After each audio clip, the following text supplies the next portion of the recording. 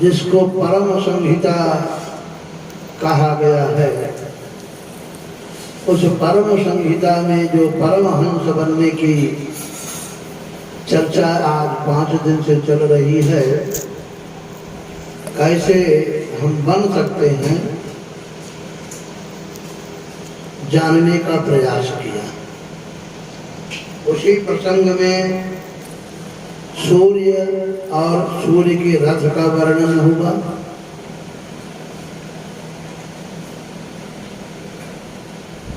धनुष की भी चर्चा चली।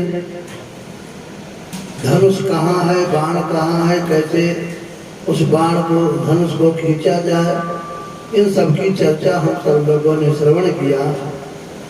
और किसने खींचा उसकी भी चर्चा आई। अजामिल, जो महापापी था, लेकिन सद्गुरुदेव भगवान की शरण में आने के बाद उसको उस धनुष को चलाने की विद्या मिल गई। श्रुत योग की शिक्षा भेदी सद्गुरु से प्राप्त करके जो अजामिल था, अजमिल बन गया। अजामिल की परिभाषा में बताया, अज और अमिल, जो परमात्मा से न मिल सका हुआ उसी का नाम अजामिल है। परमात्मा से वही व्यक्ति नहीं मिल पाता है जिसके अंदर कपट, छल, ईर्ष्या, द्वेष होता है। जो इन चीजों से रहित है उसको परमात्मा जरूर मिलते हैं। और अजामिल बनकर के परमात्मा के परम लोक को प्राप्त कर लिया। बोलिए सद्गुरुदयाल की जय हो।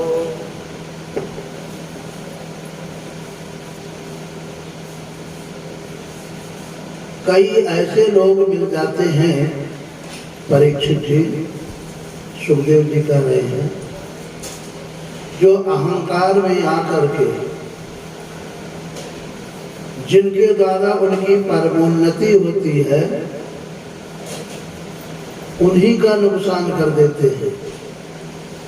उनके नुकसान से अपना ही तो नुकसान हुआ। उन्हीं के द्वारा हमारी उन्नति हो रही है। जब उन्हीं का हम नुकसान कर देंगे तो हमारी उन्नति कहाँ से बनेगी? हमारी अवनति तो पहले से हो गई। महाराज, ऐसा तो कौन मूर्ख होगा जो करेगा जिसमें अपना नुकसान होता है। कहा ऐसे मूर्खों की भी कोई कमी नहीं है। ऐसे ही किसी एक मूर्ख की चर्चा हम कर रहे हैं। वो कौन है भाई? कहने में तो शर्म लग रही है, बहुत बड़ा व्यक्ति है, लेकिन अगर ऐसी गलती किया है तो निश्चय ही सराहनीय तो नहीं हो सकता है। कौन है प्रभु? कहा देवराज इंद्र है। इंद्र के गुरु बृहस्पति जी हैं। देवताओं के गुरु बृहस्पति जी हैं। बृहस्पति जी का अपने गुरु जी का अपमान कर दिया। एक बार देवराज इंद्र की सभा में नाच गान का आयोजन था और उसी समय में गुरुदेव की इच्छा हुई कि हम अपने शिष्य इंद्र से मिल लें। जब सभा की ओर पहुंचे तो देखा तो इंद्र तो मस्त पड़ा है नाच गाने में। वहां जाना उचित नहीं समझा गुरुदेव ने, वहीं से वापस हो लिए। और इंद्र ने भी देख लिया कि गुरु जी आ रहे हैं तो मुंह उधर कर लिया, जैसे कि हम गुरु जी को नहीं देख पाए हुआ। लोग ऐसा छिपा लेते हैं, लेकिन परमात्मा तो सब देख रहा है। गुरु महाराज ने देखा, जब उन्हें देखना नहीं चाह रहा है तब दिखाना काहे भी चाहे, लौट करके चले आए। बाद में जब कुछ होश आया इंद्र को तो विचार किया, अरे गुरुजी महाराज आ रहे थे, यहाँ तक आए नहीं, लौट करके चले गए। लगता है कि हमारा भाव समझ गए। ये तो बहुत बड़ा अनर्थ हो गया, लेकिन गलती तो हो ही गई है। चलिए गुरुदेव जी के पास चलकर उनको मनाते हैं। इतना तो भाई गुरु जी हैं तो जानते ही हैं कि अभी नहीं तो बाद में जब नशा उतरेगा नाच गाने का तो प्रायश्चित तो वो करेगा। इसलिए गुरु महाराज भी वहां से हट लिए अपने घर से।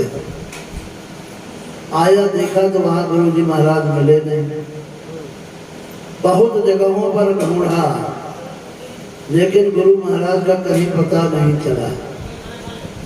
तब जाकर के ब्रह्मा जी से पूछा, महाराज ये हमसे गलती हो गई, गुरु महाराज नाराज होकर कहीं चले गए, उनको मैं ढूंढ रहा हूँ, पता नहीं कर पा रहा हूँ कहाँ। लोग कहते हैं कि देवता सब जान जाते हैं, लेकिन गुरुदेव भगवान को देवता नहीं जान पाए। बृहस्पति जी से पूछा, महाराज आप ही बता दो कहाँ है गुरु जी, हम जाकर के उनको मना लें। बृहस्पति ने कहा, तो ब्रह्मा ने कहा कि हमको भी नहीं पता है कि कहाँ। अब आप विचार करिए कि गुरु जी महाराज कहाँ चले गए थे,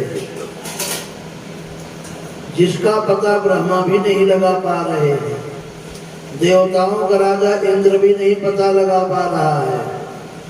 गुरु जी आखिर किस दुनिया में चले गए थे। गुरु महाराज की पहुंच थी, वो सत्य में जाकर के जब समाहित हो जाएंगे तो कौन खोज पाएगा। महाराज अब क्या होगा, कैसे होगा। इधर शुक्राचार्य और दैत्यों को पता लगा कि देवताओं के गुरु देवताओं से नाराज होकर के उनको छोड़ करके चले गए। बहुत सुंदर हुआ, ऐसा विचार किया दैत्यों ने, और शुक्राचार्य गुरुदेव की अगुवाई में देवलोक पर आक्रमण कर दिया। हमारे साथ हमारे गुरु जी हैं और देवताओं के साथ उनके गुरु जी है ही नहीं है, और जिनके साथ गुरु जी नहीं है उसकी तो पराजय होगी ही। दैत्यों ने हमला कर दिया, देवराज इंद्र हार गया, भाग खड़ा हुआ, दैत्यों का राज्य स्वर्गलोक पर हो गया। ब्रह्मा जी की शरण में गया, महाराज कुछ उपाय बताइए। क्या उपाय एक ही है, बिना गुरु के तो काम होने वाला है नहीं। कहा महाराज अब कहाँ गुरु जी को खोजे, वो तो नाराज हो गए, कहाँ चले गए हैं। का एक तरीका है, जब कभी गुरु जी मिले तो उनको मना लेना, लेकिन फिलहाल में दूसरा गुरु जी से जरूर बना लिया, क्योंकि बिना गुरु जी के तो कल्याण होने वाला नहीं है। और हम लोगों की किसी की उम्र 70 साल की, किसी की 80 साल की, किसी की मान लो 40-50 की। अब पूछा जाता है मंत्र ले लिया, कहीं सोच रहे हैं, उपदेश ले लिया, अब देखो महाराज सोच रहे हैं, अब अगली बार जरूर ले लेंगे। अरे भाई गुरु के बिना कल्याण नहीं होता है, ये गारंटी की बात है। एक बार तो गुरु बना लिया था, अब क्या रोज रोज उनको गुरु बनाना था। अब तो कल्याण हो जाना चाहिए था इंद्र का, लेकिन नहीं, पग पग पर हमको गुरु की सहायता की जरूरत है। यही स्वामी जी महाराज कहते हैं। बृहस्पति जी के अभाव में, ब्रह्मा जी के कहने पर, और ये गुरु जी को बना लिया गया। और ये सद्गुरु दयाल की दया हो। उनका नाम विश्वरूप था। विश्वरूप गुरु जी ने आकर के नारायण कवच का उपदेश दिया इंद्र और देवताओं को, इसी से तुम्हारी रक्षा होगी। नारायण क्या है? सत्पुरुष परमात्मा को ही नारायण कहा जाता है। कबीर साहब ने एक जगह लिखा है, नारायण पद बंद के, नारायण के चरण कमलों की वंदना करके। तो वह नारायण कौन है? नर से नार शब्द बना है। संपूर्ण प्राणियों के अंदर में रहने के नाते उसका नाम नारायण है। सभी चींटी से लेकर के देवता तक जितने भी शरीर यानी पुर है, इन पुरों में रहने के नाते उसका नाम पुराण भी, पुरुष भी कहा गया है। चाहे उस परमात्मा को पुरुष कहा जाए और चाहे नारायण कहा जाए और चाहे सत्पुरुष कहा जाए, बात एक ही है। तो महाराज ऐसे ही सत्य नाम का उपदेश दिया कि इसके प्रभाव से तुम्हारी रक्षा होगी। ये कवच अगर तुम्हारे पास है तो जिंदगी में कभी नहीं हारोगे। इस कवच को कभी उतारना नहीं। वही कवच हम आप लोगों को दे रहे हैं, व्यास जी महाराज हम सब लोगों को दे रहे हैं। तो कौन सा कवच है? वो संत सद्गुरु का कवच और सत्य नाम का कवच। राम रावण का जब हो रहा था, विभीषण को लगा कि राम जी हार जाएंगे।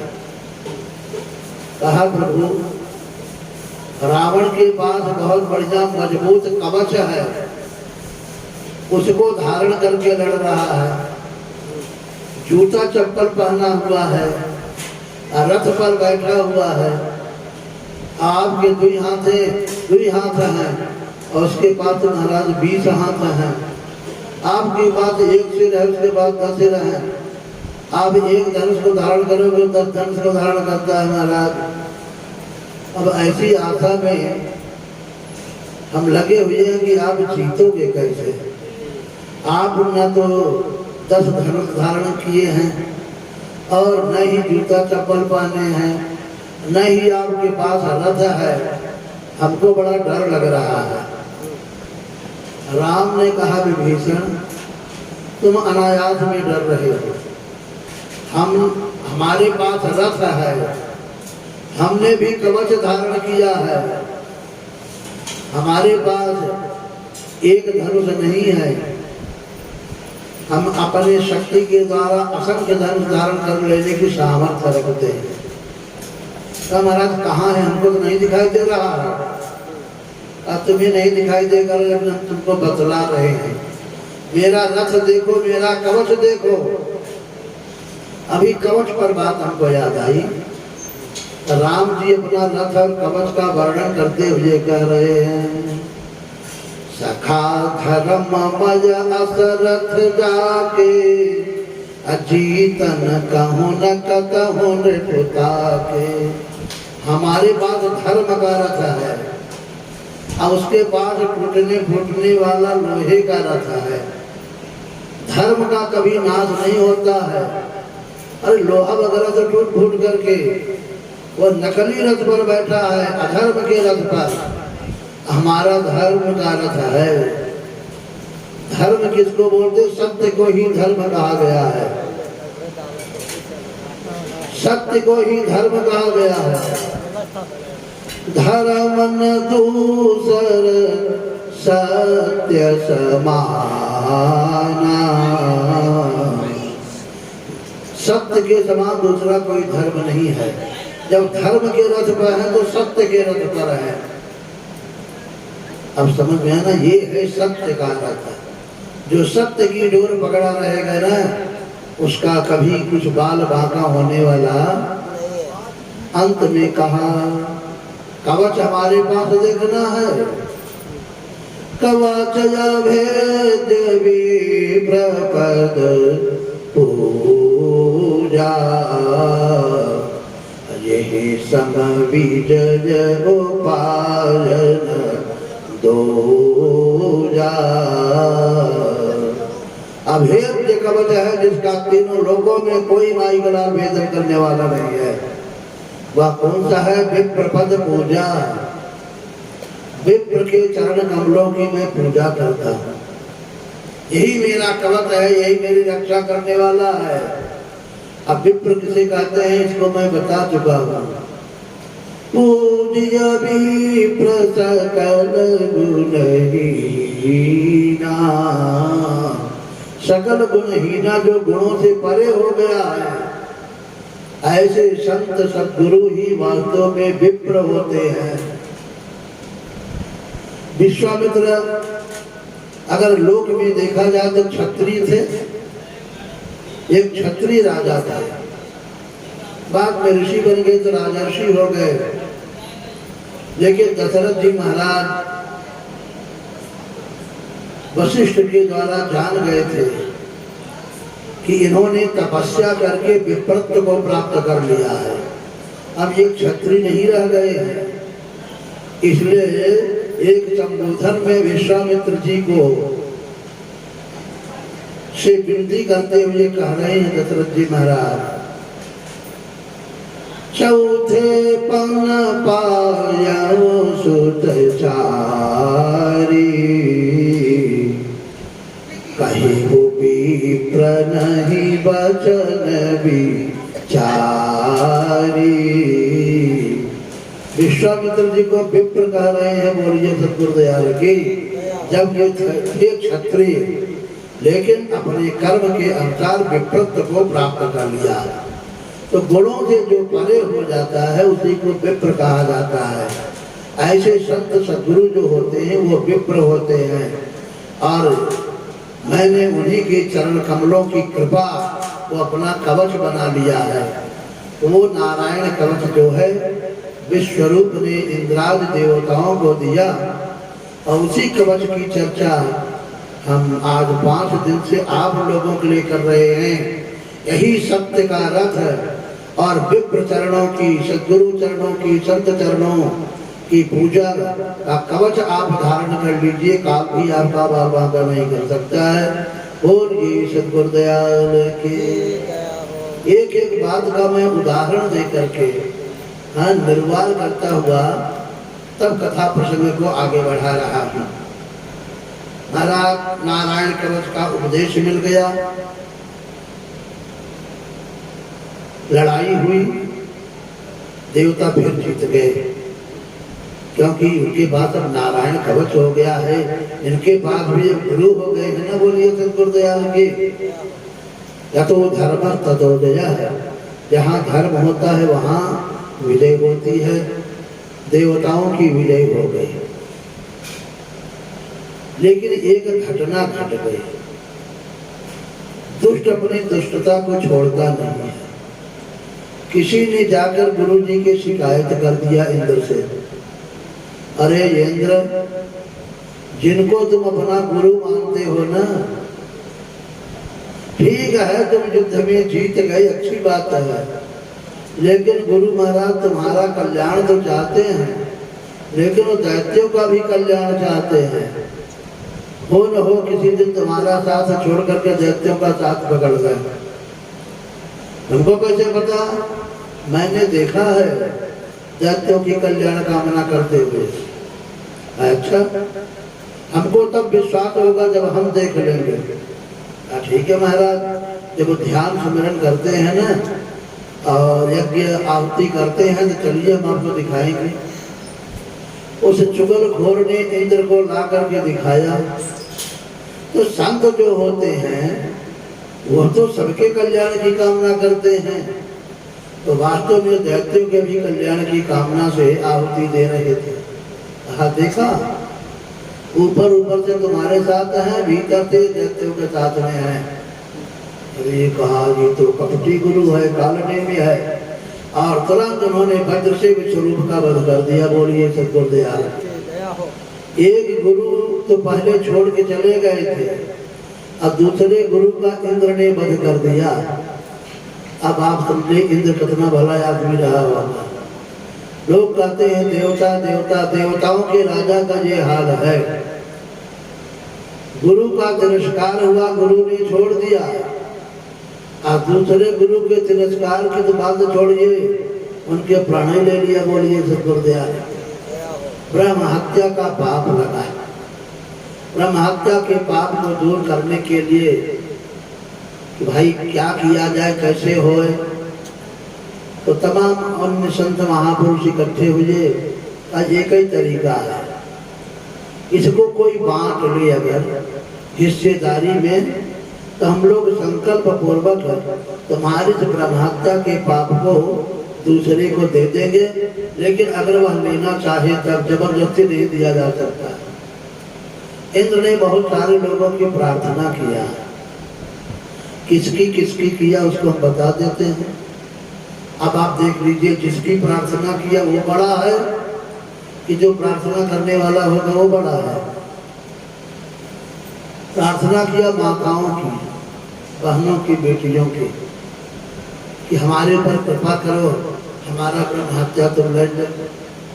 माताएं बड़ी दयालु होती है, कहा ठीक है, चलो पूरा तो नहीं लोगे लेकिन कुछ हिस्सा मैं ले लेते हैं। और माताओं ने ब्रह्म हत्या का थोड़ा सा हिस्सा ले लिया, जो उनके 4 दिन के लिए हर महीने में वो ब्रह्मदेव के रूप में, अपवित्रता के रूप में आ जाते हैं।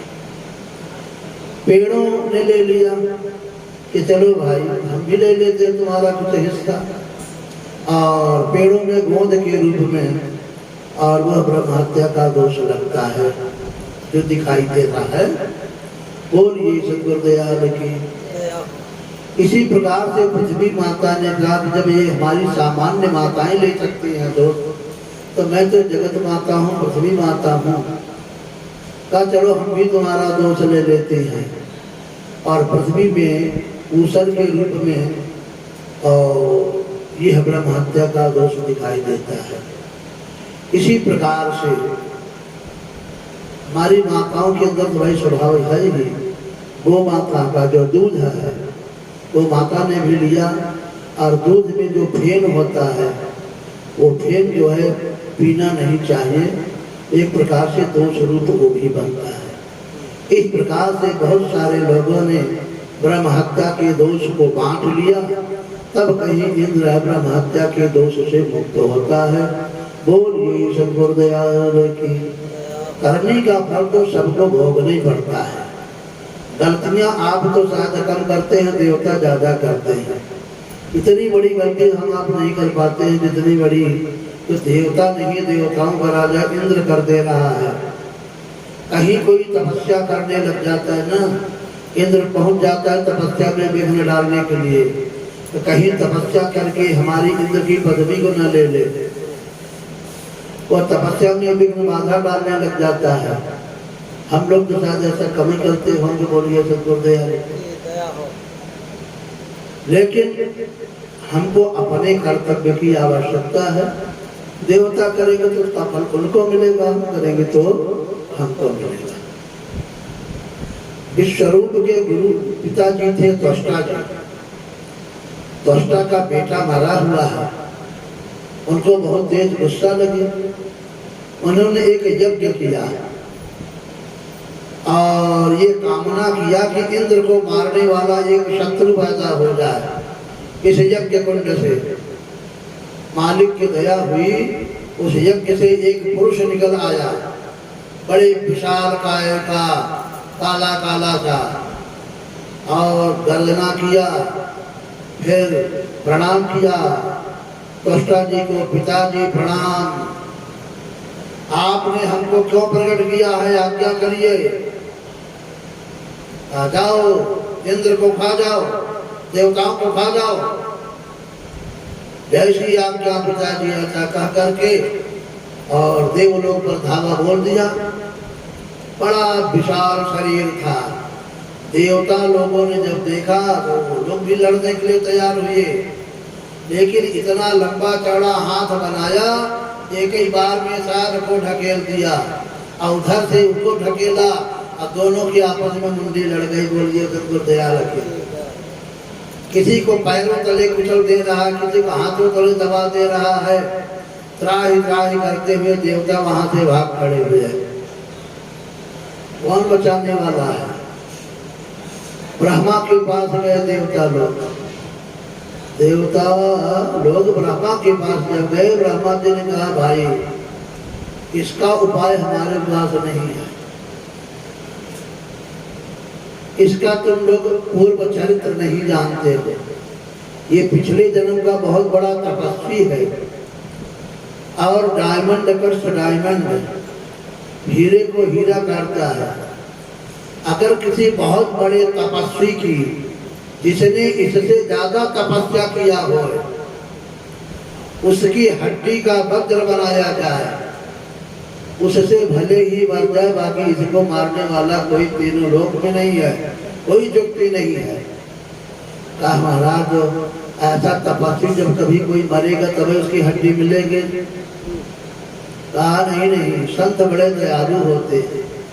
महाराज इस समय कौन इतना बड़ा तपस्वी है? तो कहा दधीच ऋषि। दधीच के पास जाओ। दधीच जी के पास गए महाराज। कहते हुए तो शर्म लग रही, लेकिन अब क्या करें, मरता कहा ना करता, मजबूरी में हमको कहना पड़ रहा है। आपके हड्डी की हमको जरूरत है। अगर आप मर जाते ना, आप प्राण छोड़ देते तो आपकी हड्डी का हम वज्र बनवाते और उससे हम वृत्रासुर का वध करते। अच्छा, अपने बचाव के लिए तो हमको मारना चाह रहे हैं, लेकिन हमारे एक के मरने से इतने सारे देवताओं के प्राण बच रहे हैं, तो शरीर किसी न किसी दिन तो आखिर नाश को प्राप्त होगा। अगर तुम्हारे भले के काम में आ जाता है तो हम मरने के लिए तैयार हैं, लेकिन हम मरने के पहले चाहते हैं कि सारे तीर्थों के जल में स्नान कर लें, हमको समय दो। इंद्र ने कहा महाराज समय हमारे पास ज्यादा नहीं है, आप यहीं रहिए और हम अपनी शक्ति से और सारे तीर्थों का जल यही बना देते हैं। तो नैमिषारण्य में दधीच कुंड बना हुआ है, वहीं सारे तीर्थों का जल मंगाया गया, कुंड में रखा गया और उसी में दधीच जी ने स्नान कर लिया। उसका नाम दधीच कुंड है। कभी आप लोग हमारे यहाँ आश्रम आइए तो दधीच कुंड का दर्शन कराएंगे। उसके बाद महाराज अपने शरीर का त्याग किया, उनकी हड्डी से वज्र बनाया गया। अब इंद्र उस वज्र को लेकर के वृत्रासुर की ओर धावा बोलते हैं। वृत्रासुर ने कहा अच्छा ये है युक्ति, जान के अपने तपस्या के बल पर पिछले जन्म का तपस्वी है, कौन था कैसे था इसकी चर्चा भी बाद में करेंगे। ये दधीच की हड्डी है, दधीच जी हमसे ज्यादा तपस्वी है, मेरी हड्डी को चूर करने वाली यही एक हड्डी है, बोलिए सद्गुरुदया। उस दधीच की हड्डी के वज्र को प्रणाम किया वृत्रासुर ने। कहा इंद्र तुम मेरे शत्रु को ला दिए हो, मेरे मारने वाले अस्त्र को ला लिए हो, लेकिन अगर मैं चाहूं ना तो तुम हमारा कुछ बिगाड़ नहीं सकते हो। इतना कहकर के अपना हाथ बड़ा लंबा चौड़ा किया और इसी प्रकार से मुक्का बनाकर ठुड्डी में एक हाथ मारा जोर से। इंद्र उलट गए और वह वज्र आकर के वृत्रासुर के पास गिरा, ऊपर नहीं गिरा, पास में गिरा। कहा इंद्र जिस वज्र पर तुमको गुमान है तो मैं इससे मार डालूंगा, ये हमारे कब्जे में आ गया है। अब तुम्हारी हिम्मत हो तो आकर के ले लो, बोलिए सद्गुरुदयाल की। अब बिना इस वज्र के मैं मरने वाला नहीं हूँ। अब बोलो हमारा क्या करोगे? अब दूसरा दधीच कहाँ से पैदा करोगे? अब तो घबराया, डर के मारे थर-थर कांपने लग गया इंद्र। वृत्रासुर ने कहा कांपो मत, डरो मत, हम तुम्हारी तरह से कायर नहीं है, हम गुरु के हकदारे और गुरु का तिरस्कार करने वाले नहीं हैं, हम भले दैत्य हैं, लेकिन तुमसे ज्यादा हमारे अंदर सहूलियत है। मैं इस दधीच की हड्डी के वज्र के द्वारा मरना चाहता हूँ। इस दैत्य स्वरूप को लेकर मैं क्या करूंगा? इनके हड्डी का स्पर्श हो जाएगा तो मेरा कल्याण हो जाएगा। अब आप समझिए, जिन तपस्वी के हड्डी के स्पर्श से जीव का कल्याण हो रहा है, अगर ऐसा चेतन महात्मा मिल जाएगा तो क्या हो जाएगा? बोलिए सद्गुरुदयाल की। लेकिन इस कथा को तो कोई बताते नहीं है भागवत में, नाम तमाशा बता देते हैं, संतों के महत्व को नहीं बताते हैं। ये भागवत में लिखा हुआ है, बोलिए सद्गुरुदयाल की। जिनके हड्डी के स्पर्श से जीव की मुक्ति हो जा रही है, ऐसा अगर चेतन मिल जाए तो कैसे मुक्ति नहीं हो जाएगी? उठा लो वज्र को, मैं तुमको कुछ नहीं बोलूंगा, डरो मत, मैं शरीर को छोड़ना चाहता हूँ। डरता डरता आया कि आखिर वैसे हमको मरना ही है, क्या पता वज्र उठाने को मिल ही जाए। वज्र उठा लिया, वृत्रासुर कुछ नहीं बोला। अब निश्चिंत हो जाओ, हम तुमको नहीं मारेंगे, लेकिन ध्यान रखना हम 2 मिनट के लिए अपनी आंखें बंद करेंगे। हमारे अंदर जो शब्द का गुंजार हो रहा है, बस उसी डोर को हम पकड़ लें, और जहां से वह डोर आई है शब्द की, उस सत्पुरुष परमात्मा में हम 3 मिनट में यात्रा कर लेंगे। हमारे शरीर पर तो वज्र गिरा देना। हमको जीवन का कोई मोह नहीं रह गया है। अपने आंखें बंद किया, अंदर में शब्द की डोर को पकड़ करके शब्दातीत सत्पुरुष परमात्मा तक पहुंच बनाई, और उसके बाद शरीर के ऊपर वज्र का प्रहार किया गया, शरीर का नाश हो गया। बोलिए सद्गुरु दयाल की। परम विचित्र कथा है श्रीमद् भागवत महापुराण की। परीक्षित जी ने कहा, महाराज ऐसी कौन सी तपस्या किया था वृत्रासुर ने, भी तो पैदा ही हुआ था, पैदा होते ही वो इंद्र के लोक के ऊपर धावा बोल दिया था। आप कह रहे बड़ा तपस्वी था, इसने कब तपस्या किया, हमको बड़ा आश्चर्य हो रहा है, इतना बड़ा ज्ञान उस वृत्रासुर को था। ये कौन था पूर्व जन्म में? महाराज इसका चरित्र हमको सुनाइए। वृत्रासुर ने जो कृत्य किया बुद्धिमानी का, उसको सुनने के लिए परीक्षित जी आतुर थे। सुखदेव जी ने कहा कि बेटा परीक्षित, पिछले जन्म में यह चित्रकेतु नाम का एक राजा था, इसके 1 करोड़ रानियां थी। कितनी? 1 करोड़। लेकिन दुर्भाग्य था परीक्षित की संतान एक नहीं थी। महाराज का 1 करोड़ के किसों के नाम पुत्र हुआ, का एक के नाम हुआ। फिर महाराज तो फिर क्या, मन में यही विचार करता कि हे भगवान, कैसे 1 करोड़ रानियों में किसी के द्वारा तो संतान हो जाती। संजोग बस अंगिरा, नारद, पर्वत, ऋषि, ये सब उसके दरवाजे से निकले, संतों का सत्कार किया।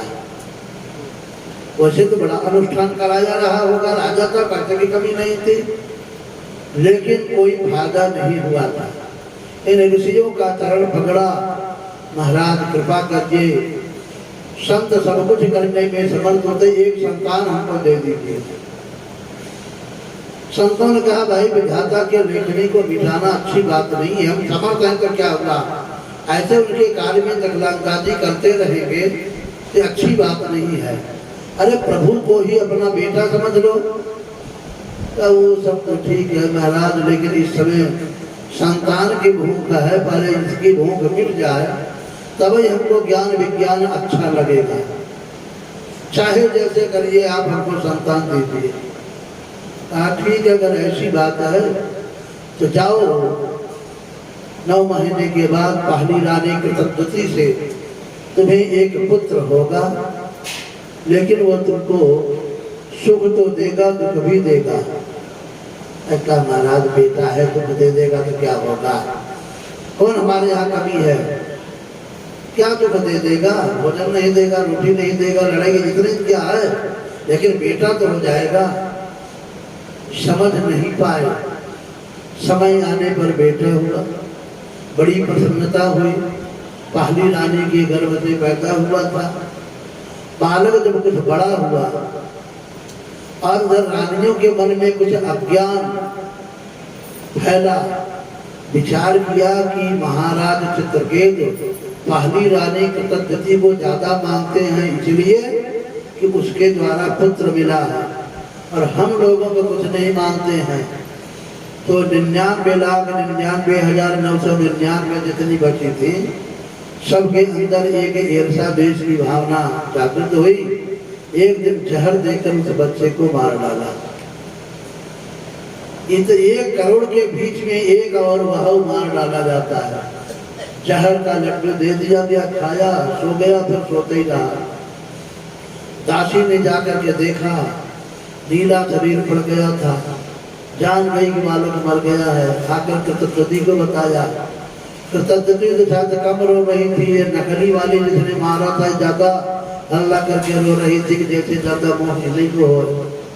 महाराज, जहाँ एक भी माताएं रोवे पूरा गांव जान जाता है, 1 करोड़ जहाँ रो रही होंगी तो माई की जरूरत पड़ी होगी। बोलिए सतगुरुदेव की। महाराज, हाहाकार मच गया। रुदन से ऐसा लग रहा कि पेड़ पौधे भी रो ही रहे। ऐसे ही समय का लाभ उठाते हुए नारद जी महाराज फिर से पहुंच गए। अरे राजन, क्या बात हो गई, क्यों रो रहे हो? कहा, महाराज आपकी कृपा से बेटा मिला, वो भी इस प्रकार से मृतकावस्था को प्राप्त हो गया है, दया करिए, इसको जिंदा कर दीजिए। कहा, राजन अब ये तो नहीं हो सकता है। हमने तुम्हें पहले बताया था कि तुम्हें सुख भी देगा, दुख भी देगा, पैदा होकर के सुख दे दिया, अब तुम्हें छोड़ करके चला गया तो तुमको दुख दे रहा है। अरे महाराज, ऐसा दुख देगा, अगर ये सोचे होते तो हम वैसा सुख लेते ही नहीं। ऐसा दुख देने की बात सोचे होते तो महाराज, आप जब पुत्र दे सकते हैं तो मरे हुए को भी जीवित कर सकते हैं। महाराज, हम सब मर जाएंगे, 1 करोड़ 1 लोग, 1 करोड़ रानियां और मैं सब मृत्यु को हो जाएंगे अगर आपने नहीं जिलाया। नारद ने सोचा कि अच्छे फंसे हैं, बोलिए सतगुरुदेव। लेकिन संतों के पास बड़ी जुक्ति होती है। कहा, राजन, मैं तुम्हारे बेटे को जिंदा तो कर दूंगा, है हमारे पास पावर, लेकिन एक शर्त पर। कहीं महाराज, हम सारा शर्त मानने के लिए तैयार हैं, पूरा राज्य देने के लिए तैयार हैं। कहा, तुम्हारा राज्य लेकर के क्या करेंगे? हम भगवान का भजन छोड़ करके राजा थोड़ो बनेंगे। शर्त हमारी यह है कि पहले हम तुम्हारे बेटे की आत्मा को बुलाएंगे, और आत्मा ये कह दे कि वह जिंदा होना चाहता है और तुम्हें अपना बाप मानना चाहता है, तो उसको हम जिंदा कर देंगे। अरे क्या नाराज, उसकी आत्मा को बोलो, कैसे नहीं चाहेगा वो जिंदा होना? मैंने इतना प्यार दुलार दिया है उसको, तो कैसे नहीं मानेगा अपना बाप हमको? कहा, ठीक है, मानेगा तो जिंदा कर देंगे, लेकिन अगर नहीं मानेगा तब तुम क्या करोगे? कहा, फिर जो आप कहेंगे वही करेंगे। धन्यवाद, यही हम तुमसे सुनना चाह रहे हैं। उस आत्मा को बुलाया नारद जी ने, आत्मा आ गई। नारद जी महाराज, क्या आज्ञा है, हमको क्यों बुलाया? कहा, इसलिए बुलाया बेटा, ये देखो तुम्हारे पिताजी कितना रो रहे हैं। यहाँ मरने के बाद 1-2 लोग रोने को मिलते हैं, तुम्हारे यहाँ 1 करोड़ माताएं रो रही हैं, तुम्हारे संगी साथी सब रो रहे हैं, तुम क्यों इन सब लोगों को छोड़ करके चले गए? आओ इस शरीर में प्रवेश करो, भुंक्ष भोगान पितृपत्तान अधिष्ठ निर्भाकरम, इस शरीर के अंदर प्रवेश करो और जीवित होकर के राज्य सिंहासन पर बैठो। तुम्हारे अलावा है कौन? देखो तुम्हारे पिताजी कैसे दुखी हो रहे हैं, तुम्हारे संगी साथी कैसे दुखी हो रहे हैं। आत्मा ने कहा, नारद जी महाराज, इनको समझाइए। नहीं कहा पिताजी को समझाइए, कहा आप इनको समझाइए, बताइए। कस्मिन् जन्मन्यमी महिजम् पितरो मातरो भवन् कर्मभिर्भ्राम्यमाणस्य देवतिर्यङ्घ्रयोनिषु। कस्मिन् जन्मन्यमी महिजम् पितरो मातरो भवन्, किस जन्म में ये हमारे माता पिता और कितने जन्म में इनका माता पिता हुआ। महाराज, जीव न किसी का माता पिता है, न किसी का बेटा बेटी है, वह तो ईश्वर का अंश आत्मा है। यह तो अज्ञान से, भूल से लोग बाप बन बैठते हैं, माँ बहन बैठती हैं, बेटा बेटी बन बैठते हैं। यह तो केवल अज्ञान है। इससे पूछिए कितने जन्म तक ये हमारे माँ बाप रहे हैं, कितने जन्मों में इनका माँ बाप रहा। नारद जी चित्रकेतु को देख रहे हैं, सुनते जाओ क्या कह रहा है। तस्मिन् जन्मन्यमे महजं पितरो मातरो भवन् कर्मभिर्भ्राम्यमाणस्य। अपने कर्मों के द्वारा भ्रमण करते हुए 84 लाख योनियों में कितनी बार ये माता पिता बने। बंधुज्ञातिर्मध्यस्थ, ये जो भाई बंधु मिल रहे हैं, इन सब में जिनको हमने भाई बताया, बंधु बताया, ये सब कैसे हैं पता है? जैसे खरीदी हुई वस्तुएं हैं। खरीदी ही वस्तु आज हमारी है और हमने बेच दिया तो कल दूसरे की हो जाएगी, दूसरे ने तीसरे की। अब बताइए वो चीज किसकी हुई? इसलिए नारद जी इनको समझाइए, कोई किसी का नहीं होता है। बंधुज्ञातिर्मध्यस्थ, जिनको लोग शत्रु बोलते हैं, वो भी कभी कभी पाप बन जाता है। मानिए तो ध्यान रखिए, क्योंकि कर्मों का लेन देन करता मित्र देश है, देश करने वाला, मित्रता रखने वाला, ये सब अपने अपने कर्मों के द्वारा ही कोई बाप बनता है और कोई ही बेटा बनता है। यथा वस्तु निपैण्यानि हेमादीनि ततस्ततः पर्यटन जनरे सेवम जीवो योनिषु कर्तृतो। खरीदी हुई वस्तुएं एक जगह से दूसरी जगह पर जाती है, बोलती किसी की नहीं है। उसी प्रकार से यह जीवात्मा भी अपने कर्मों के द्वारा 84 लाख योनियों में भ्रमण करता रहता है, यह किसी का नहीं होता है। बोलिए सद्गुरुदयाल की, ये बात इनको समझाइए। ये हमारे पिता तब तक थे जब तक कि हमारा इनका संबंध था। जब तक संबंध था तब तक पिता थे। अब हमारा इनका लेन देन पूरा हो गया, न ये हमारे पिता रह गए और न हम इनके बेटा रह गए। चित्रकेतु से कहा, नारद जी ने सुन लिया क्या कह रहा है। बात नारद जी, अब सुनने की सामर्थ्य नहीं रह गई। इस आत्मा ने हमको बोध करा दिया, हमको बेटे की जरूरत नहीं है। अब आप जो कहेंगे वही करेंगे। नारद जी ने सत्य ज्ञान का उपदेश दिया चित्रकेतु को। वो जंगल में जाकर के तपस्या करने लग गया।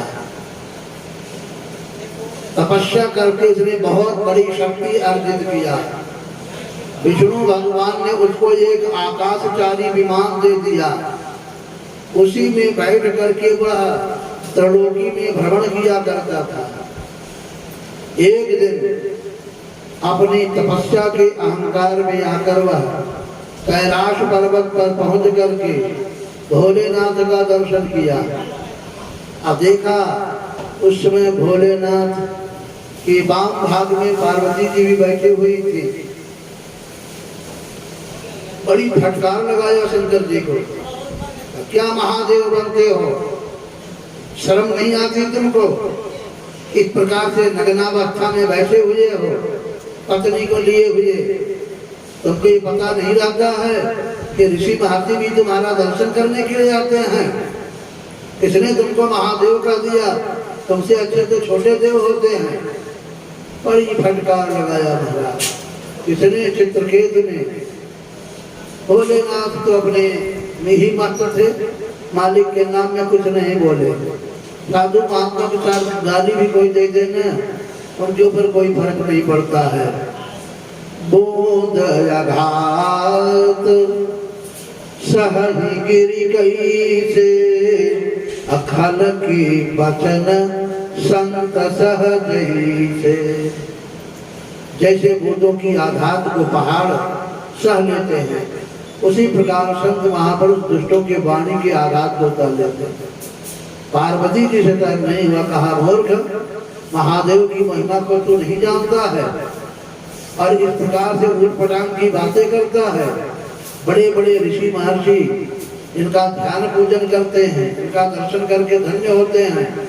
आज इन्हीं महादेव को तू फटकार लगा रहा है, किस घमंड में तू भूला हुआ है। ये कुछ नहीं बोलेंगे लेकिन मैं तुमको नहीं छोड़ूंगी। और शाप दे दिया कि मूर्ख, तुम्हारी ऐसी दुष्ट बुद्धि के नाते जादू दैत्य बन जाता। वही महाराज वृत्रासुर बन करके पैदा हुआ था। तपस्या की ताकत थी उसके पास, उसकी तपस्या की काट किसी के पास नहीं थी।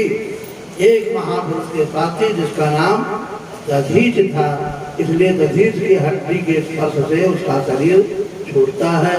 और ये सद्गुरुदयाल की तो चित्रकेतु की इस कथा को सुन करके हम परमहंस बन गए क्या? ये बात जरूर जान लेना है। ऐसे किस्से कहानी तो लोग सुनते ही रहते हैं, इससे हमको क्या फायदा हुआ? अगर ये कथा नहीं रखी जाती तो भागवत में, तो क्या भागवत पूरा नहीं होता? ये जब तक नहीं जानोगे तब तक भागवत सुनने का कोई मतलब नहीं निकलता है। सुन लीजिए, चित्रकेतु कौन है? हमारा जो मन है यही चित्रकेतु है।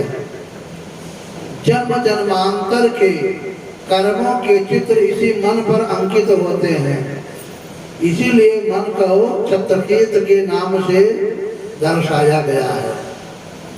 चित्रकेतु के 1 करोड़ रानियां, हमारे इस मन की भी वृत्तियां असंख्य हैं, 1 करोड़ है। यही मनोवृत्तियां जो है मन की, यही 1 करोड़ रानियां हैं। मन ही चित्रकेतु है, मनोवृत्तियां जो 1 करोड़ हैं यही इसकी रानी है। लेकिन इतनी वृत्तियों के होते हुए भी विवेक रूपी पुत्र नहीं है, इसलिए कि आपस में एकता नहीं है। बोलिए सद्गुरुदयाल की। अगर यही वृत्तियां एक हो जाएं, एक जगह पर स्थिर कर दी जाएं, फिर हमारा सारा काम बन जाए, विवेक रूपी पुत्र हो जाएगा। इसलिए कहा कि 1 करोड़ वृत्तियों के रानियों के रहते भी संतान एक भी नहीं, इसलिए कि दोनों सब में एकीकरण नहीं है। और विवेक रूपी पुत्र प्राप्त करने के लिए, ये एकीकरण करने के लिए कि मनोवृत्तियां एक हो जाए, उसके लिए सत्संग की आवश्यकता होती है। अगर जीव सत्संग करने लग जाए, मन और मनोवृत्तियां सब एक हो जाएंगी, तब एक पुत्र पैदा जरूर होगा। तो स्वामी बाबा ने लिखा है कि बिन सत्संग विवेक न होई, राम कृपा बिन सुलभ न सोई। बिना सत्संग के विवेक नहीं होता है, क्योंकि जब तक सत्संग नहीं करेंगे तब तक मनोवृत्तियां एक नहीं होंगी। एक मनोवृत्ति पूर्व जा रही, दूसरी पश्चिम, कोई उत्तर, कोई दक्षिण, ऊपर नीचे। वृत्तियां जब फैली होंगी तो किसी एक निष्कर्ष पर नहीं पहुंचेंगे। इसलिए 1 करोड़ रानियों के बाद भी इस मन रूपी चित्रकेतु के एक भी कोई संतान नहीं है। अगर उस संतान को प्राप्त करना है, महाराज चित्त वृत्तियों को एकाग्र करना पड़ेगा। योगश्चित्त वृत्ति निरोधः। योग दर्शन में पतंजलि भगवान ने लिखा है, चित्त की वृत्तियों के निरोध का ही नाम योग है। योग माने मेल है, जोड़ है। जब मन और मनोवृत्ति, राजा और रानी दोनों का संबंध एक बनेगा, और तब तो कोई पुत्र पैदा होगा ना। जब उधर भाग रही वो इधर भाग रहे तो पुत्र क्या खाक पैदा होगा? बोलिए सद्गुरुदयाल की। इसलिए 1000 रानियों के बाद भी कोई संतान नहीं। और संत एकाग्रता की बात करके अपनी शक्ति से उसको पुत्र दे सकते हैं, क्योंकि उनके अंदर का मन और मनोवृत्ति एक हो गई है। ये कहने का भाव है। अगर आप भी इसी प्रकार से मन और मनोवृत्तियों को एक कर लीजिए दोनों भावों के मध्य स्थान में, तो आपके अंदर में भी विवेक की प्राप्ति हो जाएगी। जब विवेक हो जाएगा तो आपके अंदर में वह हरि कथा, परमात्मा जो कथा कर रहा है, आवाज दे रहा है, वह नाम सुनाई देने लग जाएगा। और वह नाम, वह शब्द आपको, जो शब्दातीत परमात्मा है, नामी है, वहां तक पहुंचा देगा। इसलिए गोस्वामी बाबा ने लिखा कि बिनु तत्संगन हरि कथा, तेहि बिनु मोहन भाग, अमोह गरी बिन राम पद, हो जिन दृढ़ अनुराग। बोलिए सद्गुरुदयाल की। अगर इस बात को जान करके हम श्रुत शब्द के योग अभ्यास में लग जाए तो परमानंद जरूर बन जाएंगे। इसलिए ये कथा रखी गई है। ये कथा अगर न हो तो निश्चय ही भागवत पूर्ण नहीं होगा, इसलिए कथा रखी गई है।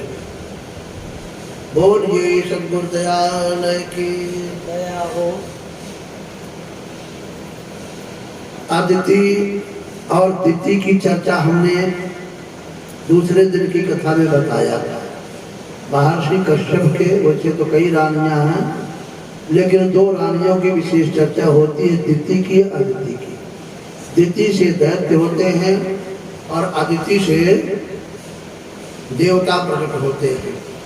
समय आने पर जब देवताओं का शासन हो जाता है स्वर्गलोक पर, तब दैत्य की माता दिति जाकर के महर्षि कश्यप से प्रार्थना करती है, महाराज आपकी कृपा से हमारे ऐसा पुत्र हो जाए जो देवताओं को स्वर्गलोक से भगा दे।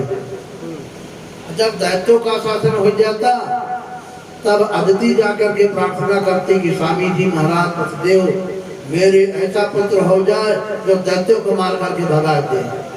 रोज रोज के कलह से तो कश्यप जी परेशान थे, क्योंकि कभी देवताओं का शासन होता था तो कभी दैत्यों का, कभी एक पत्नी रोती तो कभी दूसरी रोती। सबसे बड़े दुखी तो हमारी ख्याल से महर्षि कश्यप ही रहे होंगे। ऐसा दुख तो किसी को भगवान ने नहीं दिया होगा, जिनके यहाँ रोजे रोना रोना लगा हुआ है। और ये सद्गुरुदयाल की दया।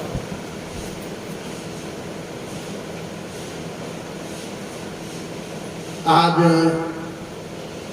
देवताओं का शासन है स्वर्गलोक पर। दिति ने जाकर के प्रार्थना किया, प्रार्थना से प्रसन्न होकर के वरदान तो नहीं देना चाह रहे थे, मजबूरी में वरदान देते थे, क्योंकि कश्यप के जो दोनों ही बेटे हैं, दैत्य भी और देवता भी, कोई भी मार खाए उस सबके लिए महर्षि कश्यप को कष्ट होता था। लेकिन इन दो माताओं ने तो उनकी नाक में दम कर रखा था। दिति ने जब वरदान मांगा मजबूर होकर के दिया कि जाओ तुम्हारे ऐसा पुत्र होगा जो स्वर्गलोक पर शासन करने वाला हो जाएगा, देवताओं को मार करके भगा देगा। बोलिए सद्गुरुदयाल की। और उसी समय में हमने चर्चा किया था हिरण्यकश्यप और हिरण्याक्ष का जन्म हुआ था। हिरण्याक्ष मारा गया। हिरण्याक्ष कौन है इसको हमने बताया। कोई पहले हिरण्याक्ष था कि नहीं था, हमारे अंदर में ही हिरण्याक्ष बैठा हुआ है, उसकी चर्चा आज नहीं करेंगे। हिरण्याक्ष के मरने के बाद हिरण्यकश्यप ने क्या ज्ञान विज्ञान की बात बतलाया, अपने परिवार वालों को बुलाया और कहा कि देखिए देह नोचमन यथा देहे कौमार यौवनम दरा तथा देहांतर प्राप्तिर्धीर तत्र न मुह्यते। देखिए परिवार वालों, जो शरीर धारण करता है एक दिन उसकी मृत्यु जरूर होती है। जैसे शरीर कभी बालक था, पहले पेट में था, फिर बालक हुआ, जवान हुआ, बूढ़ा हुआ, शरीर भी छूट गया। यह तो शरीर की प्रक्रिया है। हिरण्याक्ष इसी प्रकार से मेरा भ्राता था, समय आया शरीर छोड़ दिया, उसके लिए तुम्हें चिंता करने की जरूरत नहीं है। एक दिन सबका शरीर ऐसे छूट जाता है। अरे भाई इतना बड़ा ज्ञान था, लेकिन ये भूल गया कि मैं तो अपने को भगवान मानता हूँ, फिर इसका शरीर किसने छुड़ाया? वो भगवान होगा कि हम भगवान होंगे? दूसरों को तो ज्ञान दे रहा है, लेकिन अपने अंदर है उसका आचरण नहीं कर पा रहा है, अपने स्वयं समझ नहीं रहा है। बोलिए सद्गुरुदयाल की। और उसके बाद महाराज हिरण्यकश्यप ने जाकर के तपस्या करना शुरू कर दिया कि तपस्या ले करके और मैं जाकर के और विष्णु का वध करूंगा, देवताओं का वध करूंगा। मौका पाया, इंद्र इसे मौके की तलाश में रहते हैं, वैसे तो नहीं जीत पाते हैं, लेकिन चोरी छिपे जीतने का प्रयास करते हैं। कहा इसकी पत्नी जो है हिरण्यकश्यप की कयाधु, उसके पेट में बच्चा पल रहा है, और असुर का तो असुर ही पैदा होगा ना। चलो इसका तो हम बाद में देख लेंगे, जब कभी मिलेगा लड़ लेंगे। लेकिन उसको मार भी दिया हमने हिरण्यकश्यप को, तो उसका बेटा पैदा हो जाएगा दूसरा हिरण्यकश्यप। ऐसा करो कि तपस्या करने के लिए गया है, कयाधु को पकड़ ले चलो। जब बच्चा पैदा हो तुरंत ही उसको कुचल डालेंगे, बोलिए सदगुरुदेव। इतनी बड़ी दुष्ट बुद्धि, इतनी बड़ी दुष्ट बुद्धि तो मनुष्य के अंदर में भी नहीं होती है। बच्चा पैदा हो और तुरंत उसको हम कुचल डालेंगे, ऐसी वृत्ति लेकर के इंद्र ने कयाधु का अपहरण कर लिया। जैसे रावण ने सीता का अपहरण किया, वैसे इंद्र ने कयाधु का अपहरण कर लिया। बचाने वाला बड़ा होता है। नारद जी महाराज रास्ते में मिल गए। भारी इंद्र तो देवता होकर के इतना चोरी बेईमानी छल कपट प्रपंच का काम कर रहा है। ये काम तो हिरण्यकश्यप और हिरण्याक्ष को नहीं किया था। अब वो दैत्य है कि तू दैत्य है, देवता होकर तुमको शोभा नहीं देता है। कहा क्या करे महाराज, अब इसके पेट में जो बच्चा पल रहा है, इसको मारने के लिए यही एक युक्ति है। वैसे तो हम हिरण्यकश्यप से जीत नहीं पाएंगे। कहा और अगर इस बालक की हत्या हो गई ना, तो पूरा ब्रह्मांड जल करके राख हो जाएगा। तो नहीं जानता कि इसमें कैसा बालक पल रहा है, छोड़ दे इसको, नहीं मैं परेशान से तुमको भस्म कर दूंगा।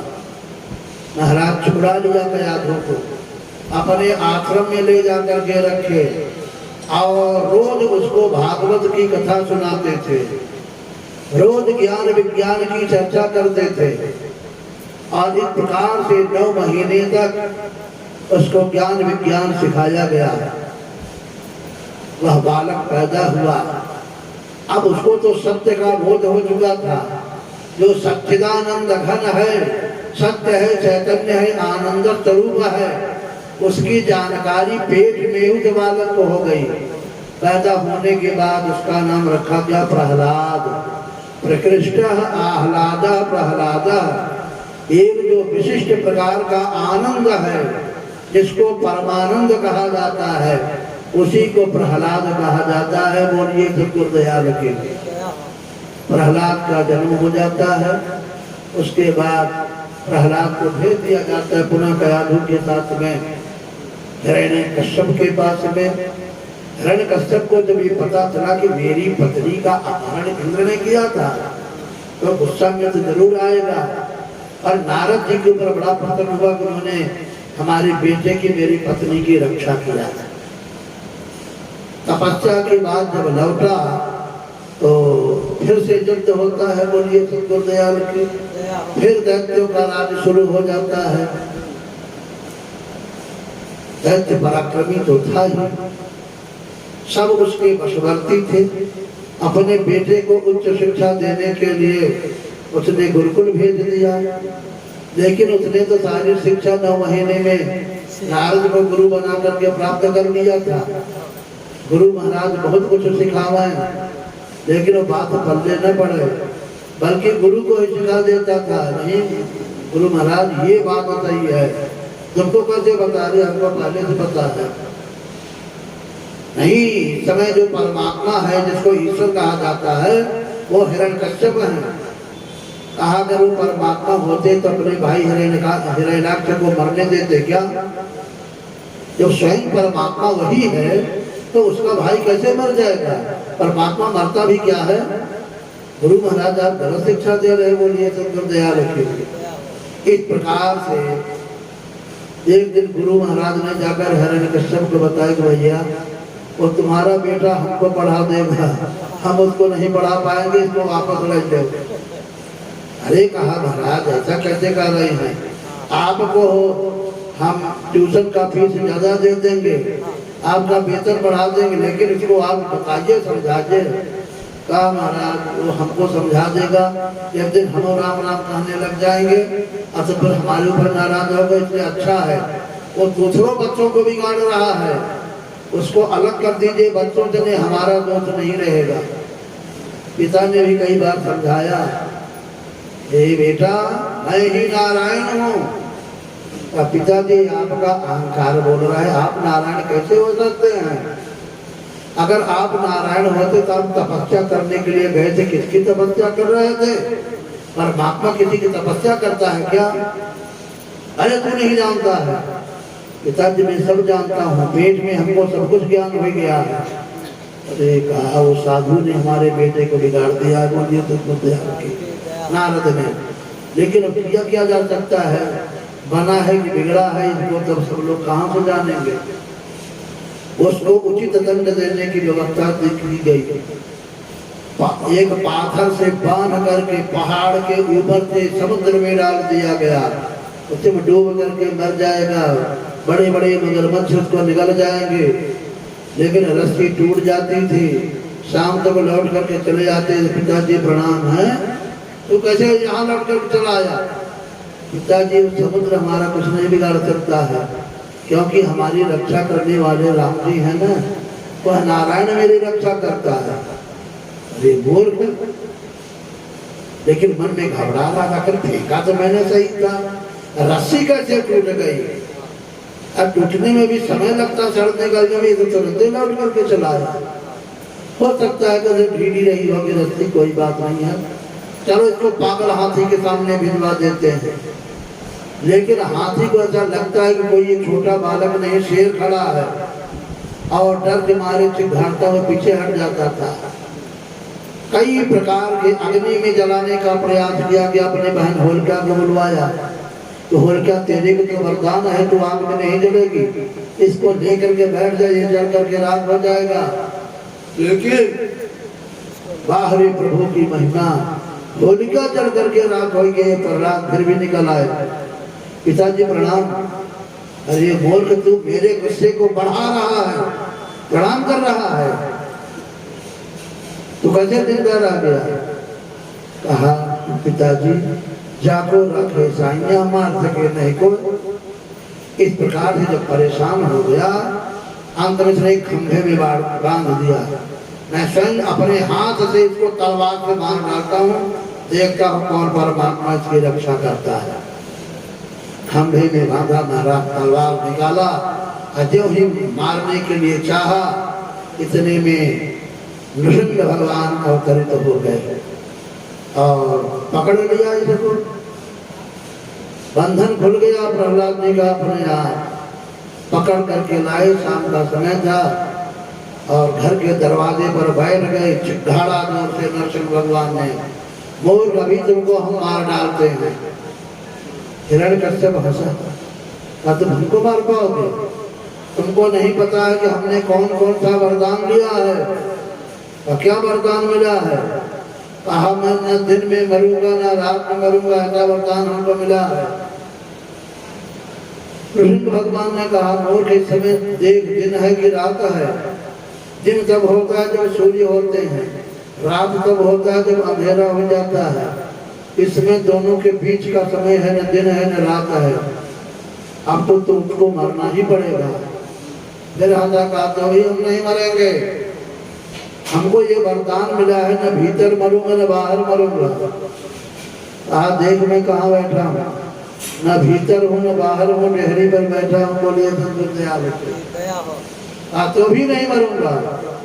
अब क्यों नहीं मरेगा? कहीं हमको ये वरदान है कि मैं किसी भी महीने में नहीं मरूंगा।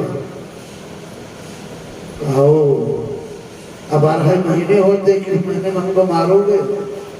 इस समय पुरुषोत्तम मास मलमास लगा हुआ, 13वां महीना मैंने 13 जैसे लोगों ने बनाया है, अब तो तेरे को मरना ही पड़ेगा। कहा तो भी नहीं मरेंगे। अब क्यों नहीं मरेगा? कहा ना मनुष्य से मरेंगे न पशु से मरेंगे। कहा थोड़ा मेरी ओर देख तो सही, मैं मनुष्य तुमको लग रहा हूँ, पशु लग रहा हूँ? न मैं पूरा मनुष्य हूँ न पूरा पशु हूँ, दोनों के बीच का हूँ। बोलिए अब तो तेरे को मरना ही पड़ेगा। अब भी नहीं मरूंगा। कहा अब क्यों नहीं मरेगा? कहा मैं न ऊपर मरूंगा न नीचे मरूंगा। कहा जिस समय तुम न ऊपर है न नीचे है, तुम मेरी गोद में बैठा हुआ है। कहा तो भी नहीं मरूंगा। कहा अब क्यों नहीं मरेगा? कहा हमको वरदान, हम किसी अस्त्र से नहीं मरेंगे। एक फिर वाला नाखून दिखाया, कहा देखो तलवार से ज्यादा धार है इसमें, ये किसी अस्त्र शस्त्र में इसकी गणना नहीं है। इसके द्वारा मैं तेरी छाती को फाड़ करके खून पी जाऊंगा। अब बोला मरेगा कि नहीं मरेगा। तो शांत हो गया और हिरण्यकश्यप का वध हो गया और प्रहलाद जी का राज्याभिषेक कर दिया जाता है। बोलिए सद्गुरुदयाल की। तो इस कथा को सुन लेने से परमहंस बन गए। ये जरूर जाना कि इस कथा के पीछे रहस्य है। अगर ये कथा नहीं रखी जाती तो क्या भागवत पूरा नहीं होता। भागवत का एक कथानक कम नहीं किया जा सकता है। हर कथानक के पीछे एक रहस्य है। उस रहस्य को जानेंगे तब हम परमहंस बनेंगे। हिरण्यकश्यप, हिरण्य माने होता है सोना, और कश्यप माने होता है पलंग। जो सोने के पलंग पर रहे, यानी धन संपत्तियों के बीच में ही रहे, भोग विलास को ही सब कुछ मान रखे, परमार्थ से दूर रहे, उन्हीं को हिरण्यकश्यप बोला जाता है। वो हिरण्यकश्यप मरा कि नहीं मरा, लेकिन हम ही लोग तो हिरण्यकश्यप है। बोलिए सद्गुरुदयाल की। कश्यप माने पालक होता है। हमारे ग्रंथ में आया है सत्याम क्षितो किं कश्यपो प्रयासै। पृथ्वी के रहते हुए उनको पलंग की क्या जरूरत है। आराम से पृथ्वी पर बिछा देंगे।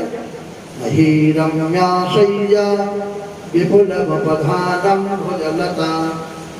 बस बढ़िया सेज हमारी किसकी है, पृथ्वी की। तकिया क्या है, हमारी भुजलताएं ही तकिया, इससे ज्यादा कोमल कुछ नहीं होता है। कितनों बढ़िया तकिया लगा लेते हैं, लेकिन जब तक अपना हाथ नहीं लगा लेते, जब तक अच्छा नहीं लगता है। लगता है सबसे ज्यादा मुलायम अपना हाथ ही होता है। बोलिए गुरुदयाल। कितनों बढ़िया कोमल तकिया हो, लेकिन वो आराम नहीं देगा जब तक अपना हाथ नहीं लगा लेंगे। महाराज तो हिरण्य माने सोना, कश्यप माने पलंग। जो सोने के पलंग पर ही सोता हो, मतलब है कि सोने के बीच में ही होता हो, भोग विलास का ही जिसका जीवन हो, परमार्थ से जो वंचित हो, ऐसे व्यक्ति को ही हिरण्यकश्यप कहा जाता है। हम ही लोग हिरण्यकश्यप बने हुए हैं। अब उस हिरण्यकश्यप की बात करते हैं तो सचेत कोई लाभ नहीं होने वाला है। हिरण्यकश्यप जब हमारे अंदर एक वृत्ति है, ऐसी भोग विलास वाली जो हमारी प्रवृत्ति है, इसका नाश हो जाना ये हिरण्यकश्यप का वध होना है। तब ये जब नाश हो जाए तब राज किसका चलेगा, प्रहलाद का। प्रहलाद कौन है, हमने बताया प्रकृष्ट आह्लाद प्रहलाद। अखंड आनंद स्वरूप जो परमात्मा है वो प्रहलाद है। वह आह्लाद प्रहलाद का शासन काल जब चलेगा तो जीवन धन्य हो जाएगा, परमहंस बन जाएगा। लेकिन प्रहलाद कैसे बना जाता है तो बता रहे हैं। प्रहलाद को शिक्षा देने वाले, दीक्षा देने वाले कौन थे, नारद गुरु जी थे। हमारे जीवन में कोई नारद मिल जाए, हम भी प्रहलाद को प्राप्त कर लेंगे। प्रकृष्ट आह्लाद हमारे जीवन में हो जाएगा। ये है परमहंस की कथा। इधर श्रीमद्भागवते महापुराणे पारमहंसाम संहितायां जीवन में भेदी गुरु का मिलना आवश्यक है। और गर्भ में ही उनको ये बोध हुआ, इसलिए दुनिया के किसी व्यक्ति का असर उनको नहीं मिला। नारद की परिभाषा हमने बता ही दिया था। नारम ददाति हसः नारदः। जो शब्द रूपी डोर को नार को पकड़ा दे उसी का नाम नारद होता है। वह कोई भेदी शब्द सद्गुरु ही कर सकते हैं। सद्गुरु का एक नाम नारद होता है।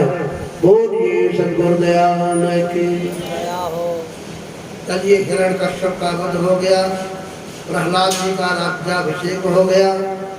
अब तो प्रहलाद है तो उनके यहाँ संत महात्मा तो आते रहेंगे। इसी प्रसंग में त्रिपुरासुर के वध की चर्चा जाती है।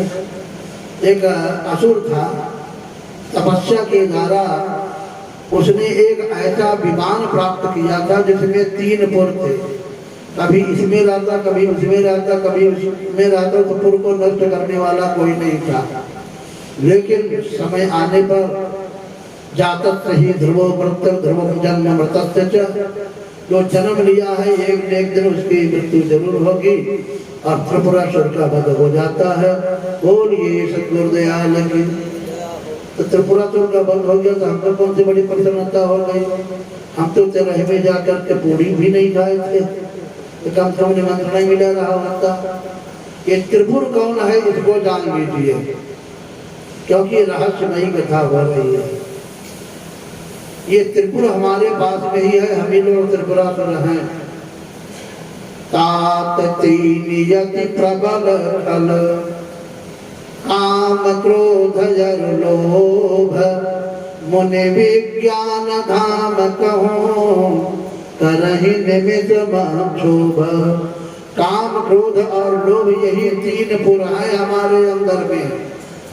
जब तक ये त्रिपुर का नाश नहीं होगा, जब तक कल्याण होने वाला।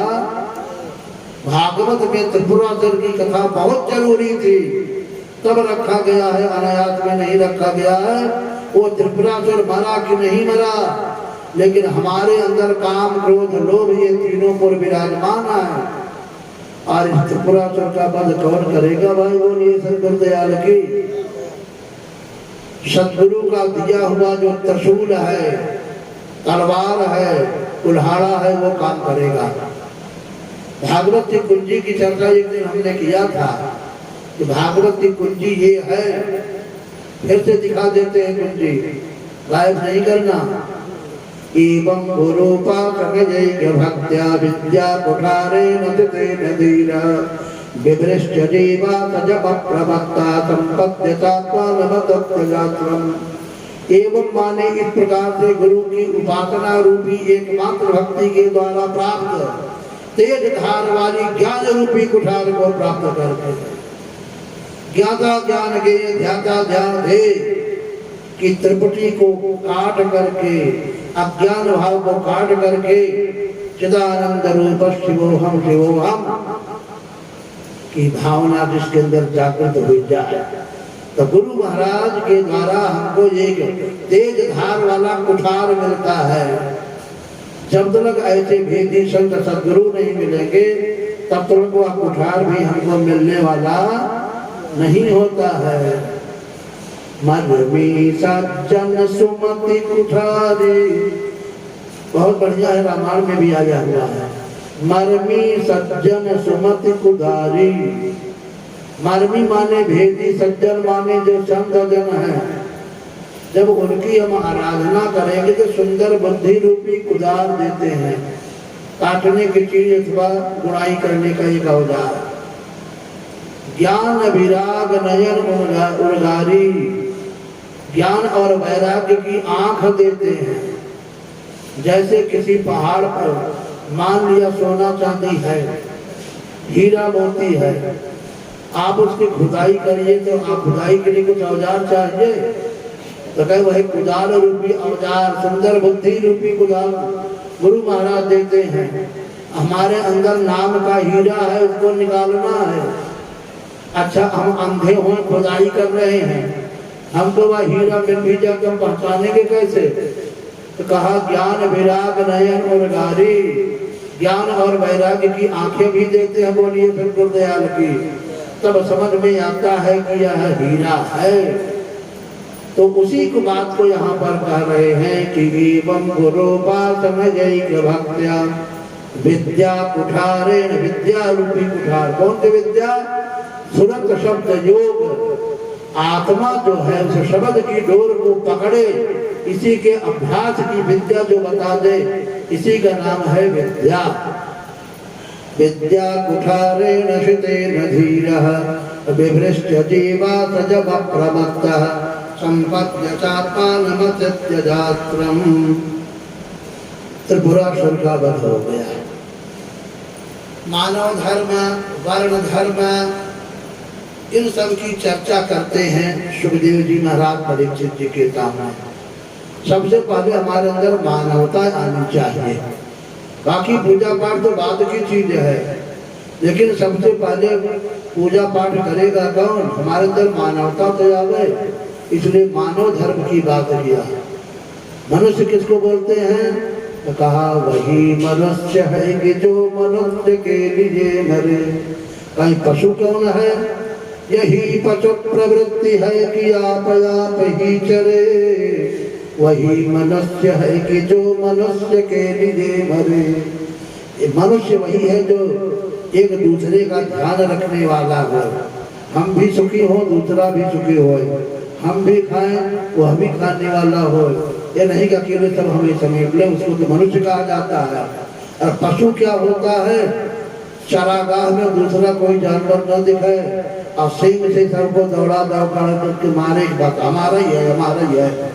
अब देखिए हम मनुष्य हैं कि पशु हैं? बोलिए सब गुरुदयाल की। पहले आप मनुष्य बनिए। इस मानवता की शिक्षा संत महापुरुष प्रहलाद के यहाँ आकर के देते हैं। फिर वर्ण धर्म, 4 वर्ण हैं, ब्राह्मण क्षत्रिय वैश्य शूद्र। इसको जाति नहीं कहा जाता, वर्ण कहा जाता है। वर्ण माने प्रकार, वर्ण माने प्रकार। 4 प्रकार के लोग हैं संसार में, उसका नामकरण किया गया ब्राह्मण क्षत्रिय वैश्य और एक जो ब्रह्म कर्म में लगा हुआ है, परमात्मा में लगा हुआ है, इसको ब्राह्मण कह देते हैं। और दूसरा वह है जो परमात्मा में तो लगा हुआ है लेकिन उतना नहीं लगा हुआ है और अहंकार है, सोचता है कि सब पर शासन हमारा ही हो। तो ये दूसरे प्रकार के लोग हैं जो क्षत्रिय कहा गया। इसी प्रकार के संचयी प्रवृत्ति के लोग हैं, खर्च न होए और इकट्ठे होता रहे तो उनको वैश्य कहने लग गए। इसी प्रकार से दूसरा प्रकार है जिसको शूद्र कहा गया। शूद्र माने क्षुद्र कर्म करने वाला, नीच कर्म करने वाला व्यक्ति। एक व्यक्ति नीचता का कार्य कर रहा है, एक संग्रही प्रवृत्ति का है, एक शासन करने की प्रवृत्ति वाला है और एक परमात्मा प्रवृत्ति का है। ये 4 प्रकार के लोग हैं। 4 प्रकार से भजन करने वाले लोग हैं। चतुर्विधा भजन्ते माम जनात्मकृतनोर्जना आर्तो जिज्ञासुरर्थार्थी ज्ञानी च भरतर्षभ। 4 प्रकार से लोग भजन भी करते हैं, 4 प्रकार के लोग हैं, लेकिन होता एक ही है। वो उसके गुण धर्म के अनुसार उसका नामकरण अलग कर दिया गया है। उदाहरण देकर के समझाते हैं। जैसे एक आम का फल है, पका हुआ है लेकिन बहुत ज्यादा घुल नहीं गया है कि अगले दिन खराब हो जाए। फ्रेश है, कच्चा भी नहीं है और बिल्कुल सड़जन भी नहीं होने वाला है। अभी 1-2 रोज तक बिल्कुल फ्रेश माल है तो उसको एक लाइन में रख देता है दुकानदार, महंगे दाम में बेचता है। दूसरा घुला हुआ है, 1-2 रोज में खराब हो जाएगा लेकिन सड़ा हुआ नहीं है, कच्चा भी नहीं है, उसको दूसरे लाइन में रखता है उससे कम दाम में। उसके बाद तीसरा रखता है कि जो कच्चा है उसका अलग दाम हो जाता है। तो कुछ कटा पिटा रहता है उसको एक अलग लाइन में रखता है। अब कुछ सड़ियल होता है, आधा सड़ा हुआ है आधा अच्छा है, फिर कहता है 2 रुपया ढेरी 2 रुपया ढेरी करके बेचता है। आम तो एक ही है लेकिन प्रकार अलग हो गए और दाम उनका महत्व भी अलग हो गया। एक हो गया 60 रुपया किलो का, एक हो गया 40 का, एक हो गया 20 का, एक हो गया 10 का, एक हो गया 3 रुपया ढेरी का। बोलिए तो गुरुदयाल के। लेकिन माल तो कहा तो यही जाएगा कि आम ही है ना।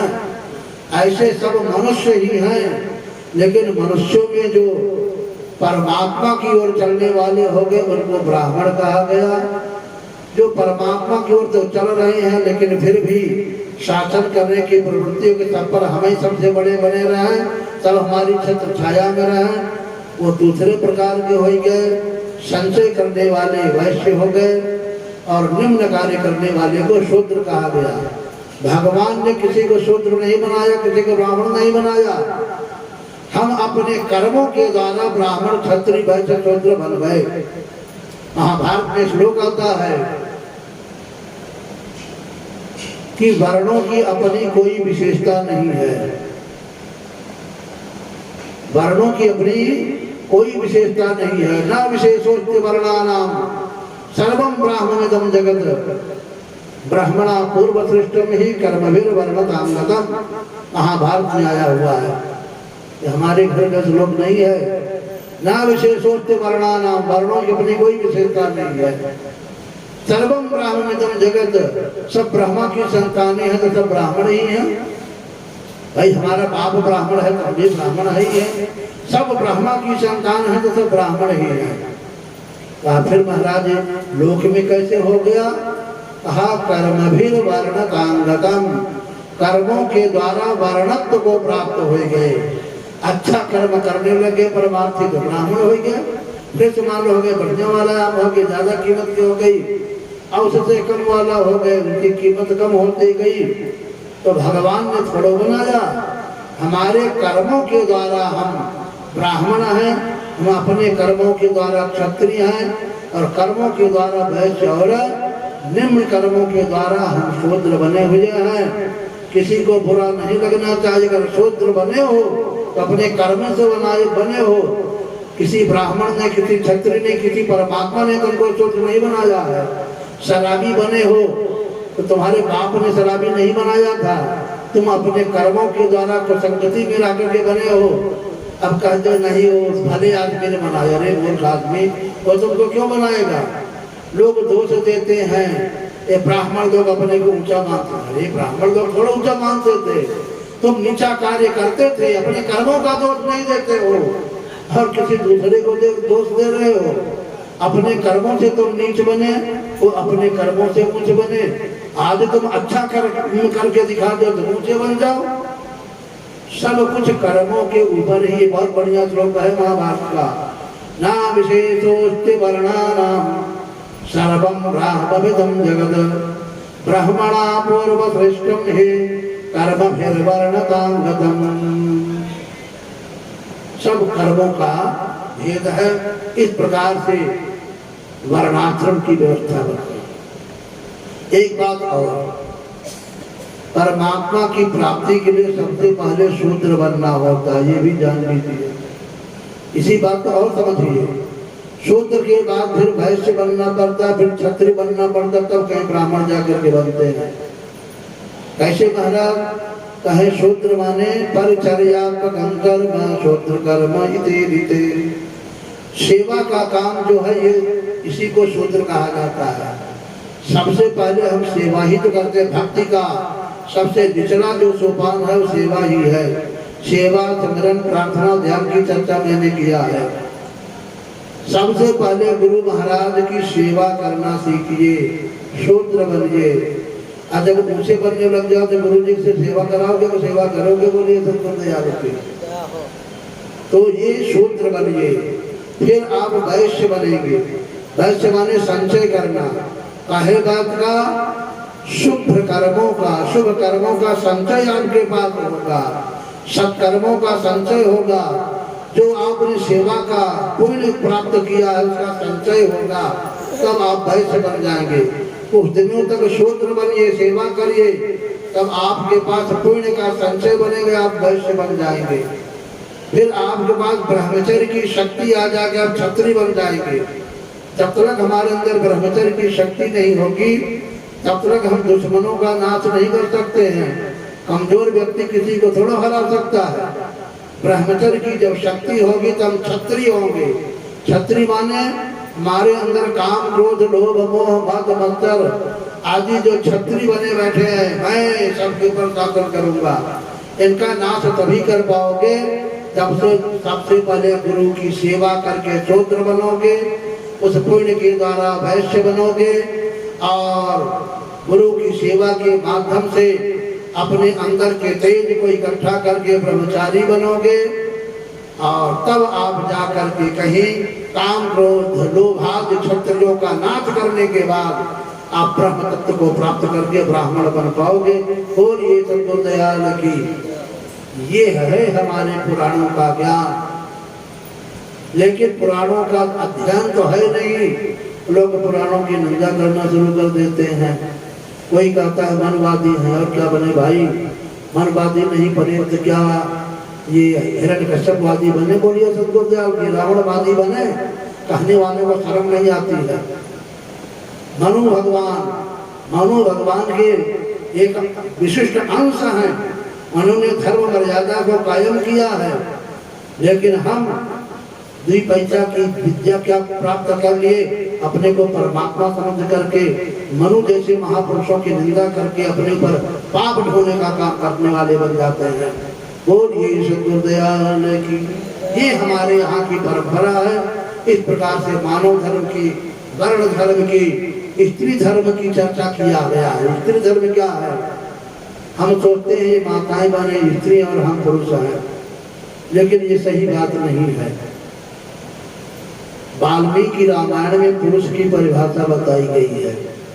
यह तमपद तंक्रोधम स्वयमेव निरच्यते यथोरगस्तसंकीर्णं स वै पुरुषवच्यते।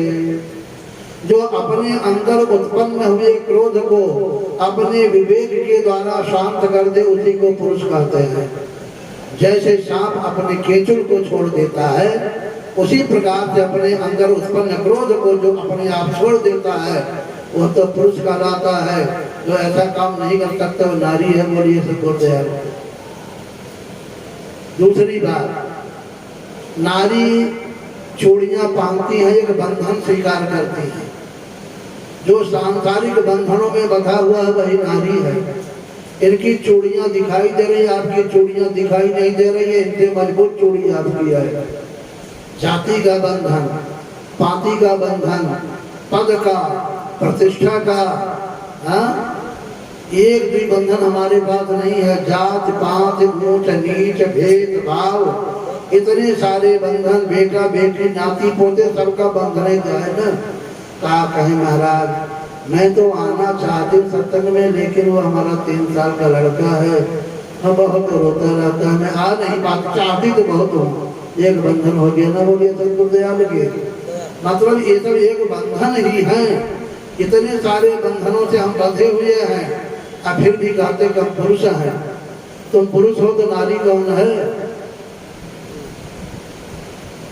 पुरुष तो होता है जो किसी बंधन में नहीं रहता है। पुरुष प्रताप प्रबल सब भांति, अबला अबल सहज जड़ जाति। पुरुष प्रताप प्रबल सब भांति। पुरुष तो प्रबल होता है, प्रबल माने बल नहीं, प्रकृष्ट बल होता है। वह बल होता है बाहर के शत्रु की नहीं, काम क्रोध लोभ मोह जात पात ऊंच नीच पद प्रतिष्ठा का जो बंधन है उसको एक बार में तोड़ करके फेंक देता है। यह पहलवानी प्राप्त करने के लिए आप सदगुरु के अखाड़े में पहुंचिए। बोलिए सद्गुरुदयाल के। इसलिए सदगुरु का जो स्थान होता है उसको अखाड़ा के नाम से भी जाना जाता है। अनेक जगह जाते हैं अमृतसर में, उदासीन अखाड़ा उसको आश्रम है, उसका अखाड़ा कहा जाता है। अखाड़ा संगल वाला। क्यों भैया, एक बार एक कोई माता जी आई विद्यार्थियों को लेकर के, कहा महाराज इस आश्रम का क्या नाम है? हमने कहा इसका नाम है संगल वाला अखाड़ा। कहा यहाँ कुश्ती सिखाई जाती है क्या? यहाँ कहीं वो मैदान नहीं दिखाई दे रहा कुश्ती वाला, कहाँ लड़ते हैं लोग, हमको थोड़ा दिखलाइए। हम कहा ये बाहर के शरीर वाली कुश्ती यहाँ नहीं दिखाई जाती है। यहाँ काम से कैसे लड़ते हैं, क्रोध से कैसे लड़ते हैं, मोह से, ईर्ष्या से, द्वेष से, छल से, कपट से, प्रबंध से कैसे लड़ा जा सकता है। गुरु महाराज एक ज्ञान की गदा देते हैं, ज्ञान की तलवार देते हैं। महाराज उससे अंदर में काम क्रोधादि से लड़ाई होती है और साथ में गुरु जी महाराज जिताने के लिए साथ में खड़े रहते हैं। साधना के समय में गुरु महाराज हमारे साथ ही होते हैं। अगर हमने सच्चे माने में सेवा सिमरन प्रार्थना के द्वारा गुरु महाराज को प्रसन्न किया है तो ये काम क्रोध लोभ आदि जो आपके जीवन में साधना के समय में आपको हानि पहुंचाने वाले हैं ना, ये सब आपको देख करके, ज्ञान की गदा को देख करके, हाँ, पहलवान का चेला मान करके आपके रास्ते से भाग खड़े होंगे। वो यहाँ पर अखाड़ा है, वो कलह यहाँ सिखाई जाती है, अंदर की लड़ाई है। संतों घर में झगड़ा भारी, उसी झगड़ा को निपटाने का काम इस अखाड़े में किया जाता है। और ये सद्गुरुदयाल की स्त्री नाम इसका है, बंधन को जो स्वीकार करे वह स्त्री है। दूसरा देखिए, स्त्री का एक नाम नारी है। नारी जानते हैं, पानी के निकास के लिए जो नाली बनाते हैं ना, इसी को नारी बोलते हैं। ये तो नारी है, यानी एक संकीर्ण दायरा जिसका है उसको नारी कहा जाता है। संकीर्ण बुद्धि वाले को, संकीर्ण विचारधारा वाले को नारी कहा जाता है। विशाल विचारधारा वाले को पुरुष कहा जाता है। अब आप देख लीजिए कितने विशाल विचारधारा वाले हैं जो पुरुष हैं। संकीर्ण विचारधारा वाले हो तो नारी हो, बोलिए सब गुरुदयाल के। वैसे संसार में सब नारी ही नारी है। अंतिम निर्णय ये है, सब तालों की एक चाबी की सब नारी है। कबीर साहब ने कहा है, हरे मोर पीरो है। परमात्मा हमारा पति है और जितनी जीवात्माएं हैं सब बहुरिया हैं, यानी पत्नियां हैं। पुरुष तो एक है वह परमात्मा, और जितनी भी जीवात्माएं हैं सब उसकी पत्नियां हैं, बोलिए सतगुरु दयाल की। लेकिन हम अहंकार बस इनको पत्नी, इनको स्त्री समझते हैं, नारी समझते हैं, और अपने को बड़ा पुरुष समझते हैं। विशेष करके ये नागौर और कुचामन वालों के लिए तो विशेष ज्ञान रखना चाहिए। क्यों महाराज, इनके लिए कोई विशेष परमात्मा प्रकट हुए क्या? हाँ, मीराबाई का नाम सब लोगों ने सुना, इसे नागौर जिले की है ना। मेरे तो यहाँ से बहुत दूर नहीं है, बोलिए सतगुरु दयाल के, वही क्षेत्र है। एक बार मीराबाई गई वृंदावन, वहां पर उस समय के जो पुजारी जी महाराज थे उनसे मिलना चाहा। पुजारी जी ने जाकर कहवाया कि जाकर मीरा से कह दो मैं औरतों का मुंह नहीं देखता हूँ। उसने आकर के कह दिया, मीरा महाराज कह रहे हैं कि वो औरतों का मुंह नहीं देखते हैं। मीराबाई ने कहा जाकर महाराज से कह दो कि मैंने तो सुना था कि वृंदावन में एक पुरुष रहता है, दूसर के पुरुष कहाँ से आ गए। अब वो जो पुरुष था वो हजारों करोड़ों रानियों के बीच में भी डिगने वाला नहीं था। हरिया तो देख करके ही मरे चले जा रहे हैं, कौन से पुरुष हैं? जाकर के कह दो। जाकर उसने कह दिया, महाराज मीरा ने तो ऐसे ही कहा।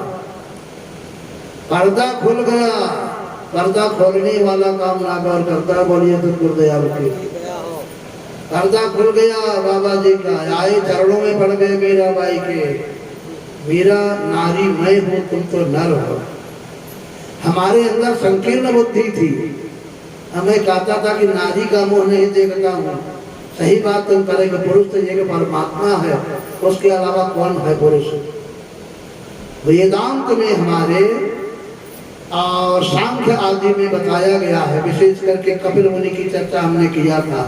सांख्य तत्व जन प्रकट बखाना, प्रकृति और पुरुष का निरूपण किया गया है। शरीर प्रकृति है, शरीर जड़ है, प्रकृति जड़ है। इस शरीर रूपी प्रकृति के अंदर एक चेतन पुरुष रह रहा है, उसी को पुरुष कहा जाता है। जितने भी शरीर हैं जिनको आप स्त्री पुरुष में बांट रखे, सबका शरीर जड़ है, सब प्रकृति है, चाहे हमारा हो, आपका हो, किसी भी प्राणी का हो। इसके अंदर रहने वाला जो चैतन्य है वह पुरुष है। वही चैतन्य माताओं के अंदर है, वही आपके अंदर है। वह चेतन पुरुष है, स्त्री होते ही नहीं है। अब आप बताइए किसको कह रहे हैं? शरीर को स्त्री कह रहे हैं कि आत्मा को स्त्री कह रहे हैं? शरीर को पुरुष कह रहे हैं कि आत्मा को पुरुष कह रहे हैं? ईश्वर अंश जीव अविनाशी, आत्मा परमात्मा का अंश है और वह पुरुष है, तो आत्मा भी पुरुष है। किसको नारी कह रहे हो? नारी नाम कमजोरी का है। शरीर आपका भी 5 तत्वों का, दुनिया में सबका 5 तत्वों का ही तो बना हुआ है।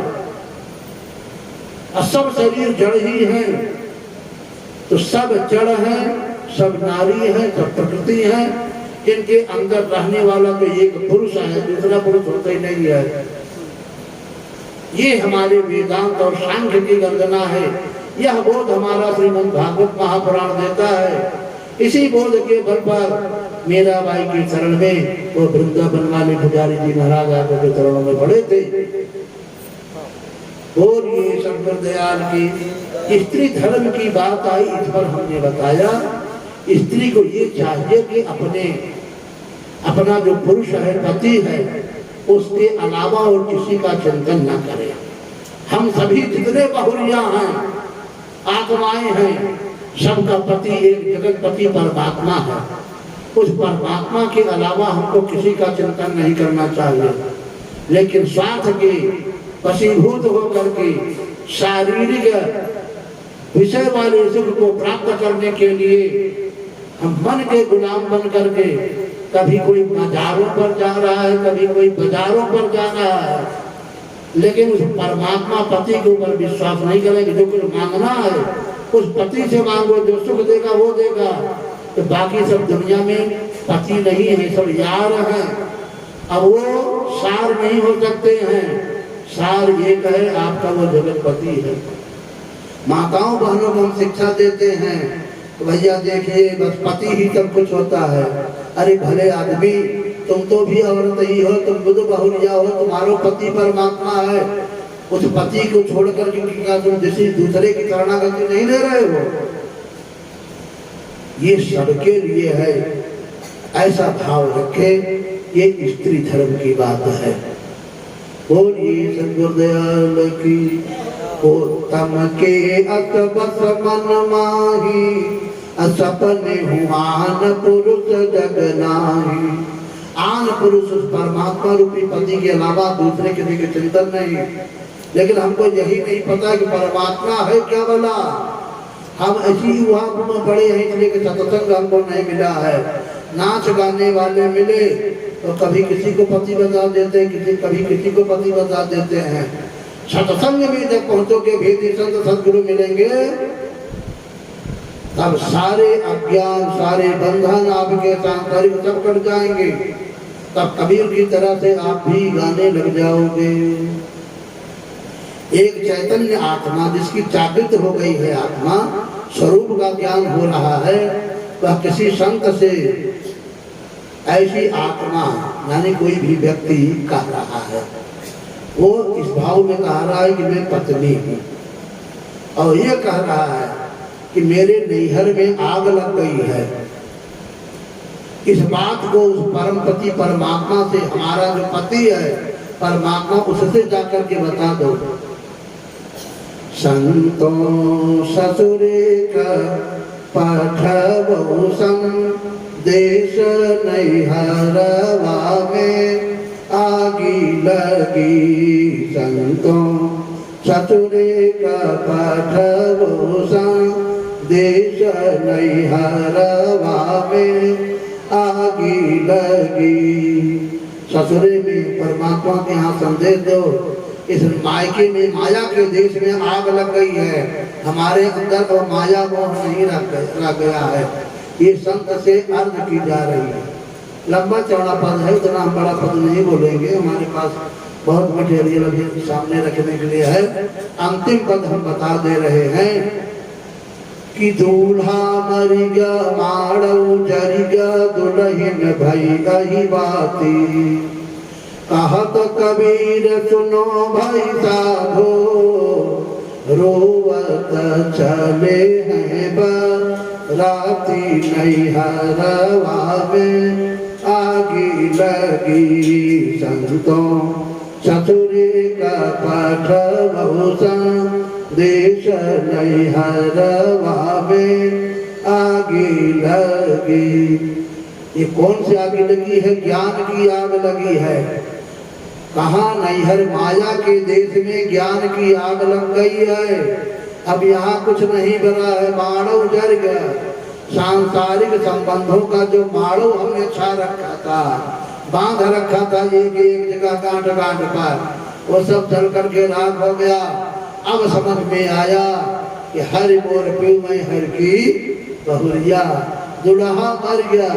इस संसार में जो हमने नकली दूल्हा मान रखा था, कभी कोई नाच गाना वाला कहा विष्णु परमात्मा है, किसी ने कहा शंकर परमात्मा है, किसी ने कहा राम परमात्मा है, किसी ने किसी को परमात्मा बनाया। अरे परमात्मा एक होता है कि 10-20 होते हैं भाई। कौन इसमें परमात्मा है, कौन निरूपण करेगा? इसके लिए भेदी संत महापुरुष की आवश्यकता होती है। यही भागवत में निरूपण किया गया। आज 5 दिन से इसी की चर्चा कर रहे हैं। तप बल रचि प्रपंच विधाता, अतप बल विष्णु करहि जगत्राता, तप बल शंभु करहि संहारा, अतप तेज गमन कछु संसारा। ब्रह्मा भी तपस्या करते हैं, विष्णु भी तपस्या करते हैं, शंकर भी तपस्या करते हैं। ऐसे असंख्य ब्रह्मा विष्णु महेश हैं जो एक परमात्मा की छोटी सी धार से बूंद से पैदा होते हैं। उपजहि जातु वंशते नाना, असंभो विरंच विष्णु भगवाना। वह परमात्मा होगा कि ये परमात्मा होंगे?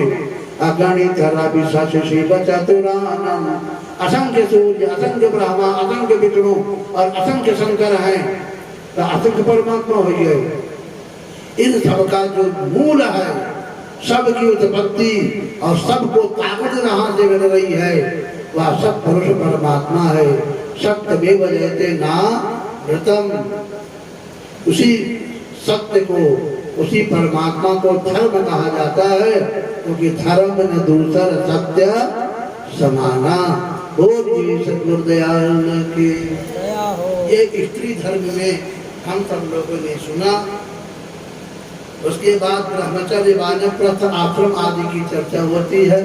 जो ब्रह्मचर्य धारण करे अर्थात सेवक बन करके गुरु महाराज की सेवा करे, अपने अंदर के तेज को धारण करके रहे, उस तेज को परमार्थ के काम में लगावे। परमात्मा ने सुरत शब्द के अभ्यास में लगावे, धर्म में लगावे, तो वास्तव में असली ब्रह्मचारी है।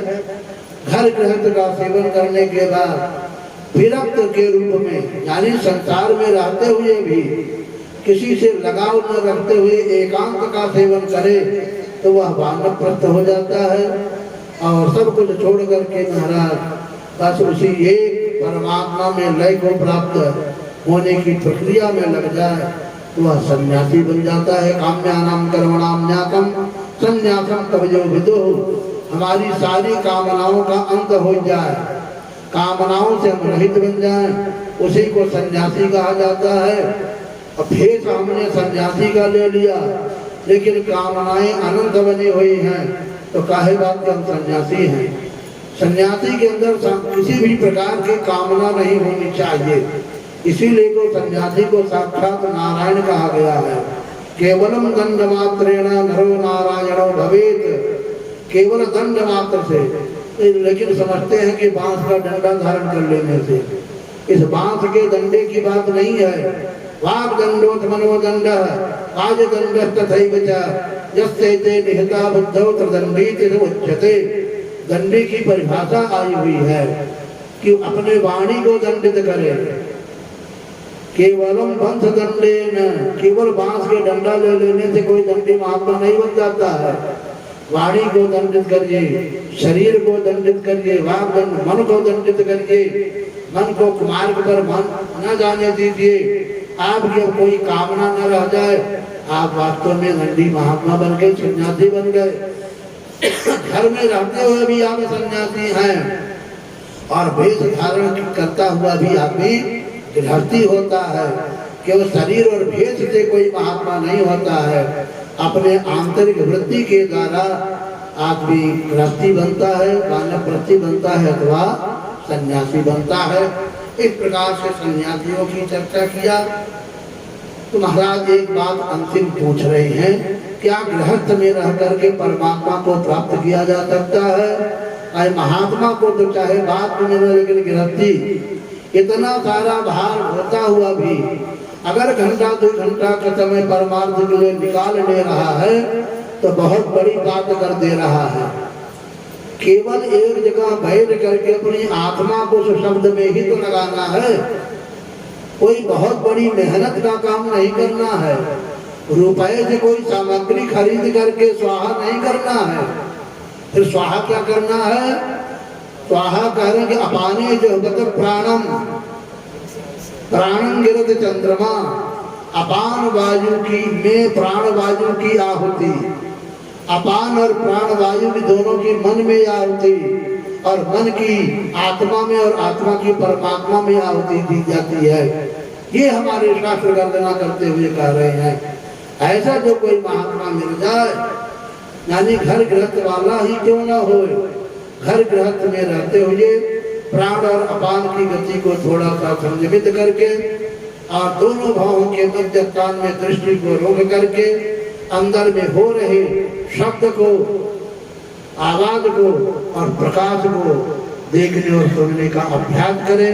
जितनी देर के लिए दृष्टि और मन को एकाग्र कर लेंगे, उतनी देर के लिए अंदर में वह नाम जागृत होगा। अभ्यास करें, हम ज्यादा से ज्यादा उस नाम को सुन सके, आवाज को सुन सके। ये बहुत बड़ा काम नहीं है। गुरु के चरणों में विश्वास करते हुए, सेवा समर्पण प्रार्थना ध्यान भाव रखते हुए थोड़ा भी अगर प्रयास करेंगे तो गुरु महाराज की कृपा से हमको सफलता जरूर मिलेगी और हमारा गृहस्थ धर्म भी पूरा होगा। इह लोक के शुभम भक्त्वा कांते सत्य पर बुझाओ, या लोग और परलोक हमारा दोनों बन जाएगा। बोलिए शंकर दयाल की, यानी हम मुक्ति पद को प्राप्त कर लेंगे।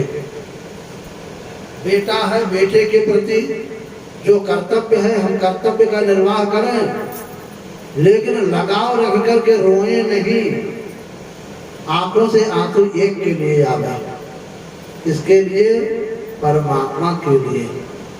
हाय 70 साल के हो गए और अभी तक हमने परमात्मा को नहीं पाया, अजामिल बने रहे। उसके लिए रोइए। हंसी हंसी तन तन पाइया, जिन पाया तेना रोए, रोना पड़ता है। लेकिन अगर बेटे को बुखार आ गया, थोड़ा हो गया तो रात भर हमको नींद नहीं आती, रोने लग जाते हैं। लेकिन अज्ञान का फोड़ा आज 50 साल से हुआ है, हमको तुमको दर्द नहीं हो रहा है। परमात्मा से मिल नहीं पा रहे हैं, सत्य मार्ग पर चल नहीं पा रहे हैं। आज अभी तक हमने कोई गुरु भी नहीं धारण किया। तो रोते रहोगे दुनिया के लिए, रोते रोते मर जाओगे, फिर इस दुनिया में आओगे पुनर्जन्म पुनरभि, और ये दुख आदि द्वंद आदि सहते रह जाओगे। जीवन जो मनुष्य का मिला है ये निरर्थक हो जाएगा। मनुष्य का जीवन केवल खाने पीने सोने के लिए नहीं मिला है। इसके लिए तो पशु और देवता पर्याप्त है। देवता भोग जोनी है, पशु आदि ये भी भोग जोनी है। उनको धर्म कर्म से ज्यादा मतलब नहीं है। पशुओं को क्या मतलब है भाई, खाया पिया सोया कटा, बैल की तरह से खटना, खाना, सोना।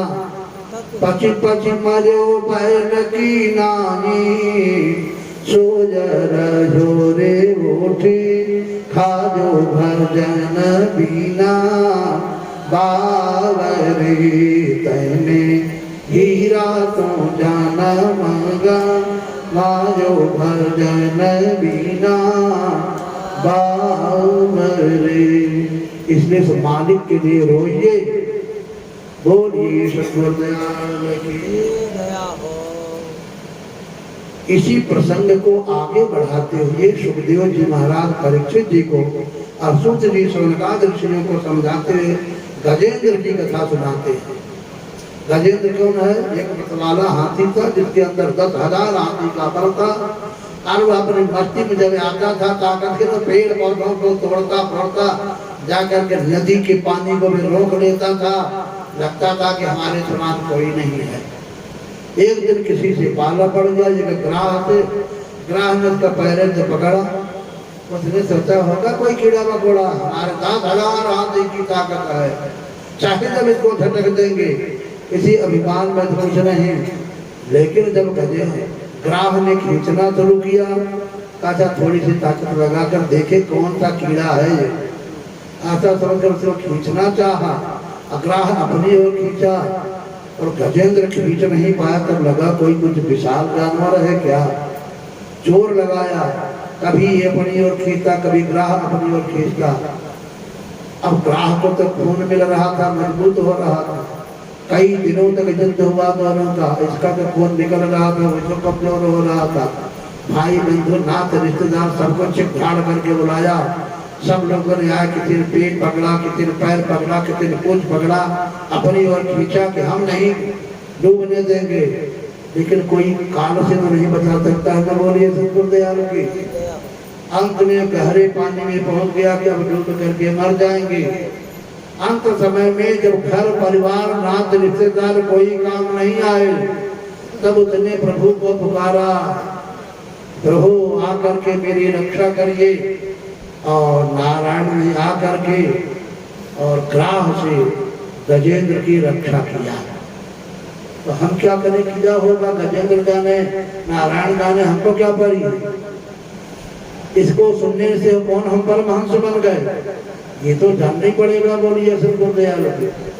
दरअसल हमारा मन ही गजेंद्र है और विषय ही ग्राह है। मन मत्त गजेंद्र भजो जगते, किसी संत ने लिखा है, हमारा ये जो मतवाला मन है यही मतवाला हाथी है। मन ही गजेंद्र है और विषय जो है यही ग्राह है। ये ग्राह अपनी ओर खींच रहे हैं। बोलिए सतगुरु दयाल की। ये निकलना चाहता है, वो खींचना चाहता है, अंत में विषय इसको खींच ले जाते हैं। लेकिन जिसने तनिकता भी सत्संग किया होगा, कुचामन में आ गया होगा, मन को कुचा होगा, मन को दबाया होगा, ऐसा जब मन जो है विषयों से दुखी होकर के और संत की शरणागति लेकर के प्रभु को याद करता है, तो प्रभु आकर के उसकी रक्षा कर देते, गजेंद्र बच जाता है। अब विषयों को मार करके भगा देते हैं, तो ग्राह की भी मुक्ति हो जाती है और गजेंद्र की भी मुक्ति हो जाती है। बिना इस प्रकार से विषयों को अलग किए हुए इस मन रूपी गजेंद्र की रक्षा किए बिना हम परमहंस कैसे बनेंगे। गजेंद्र की कथा तो बहुत जरूरी थी भागवत में। बोलिए सतगुरु दयाल की। यह रहस्यमयी कथा है।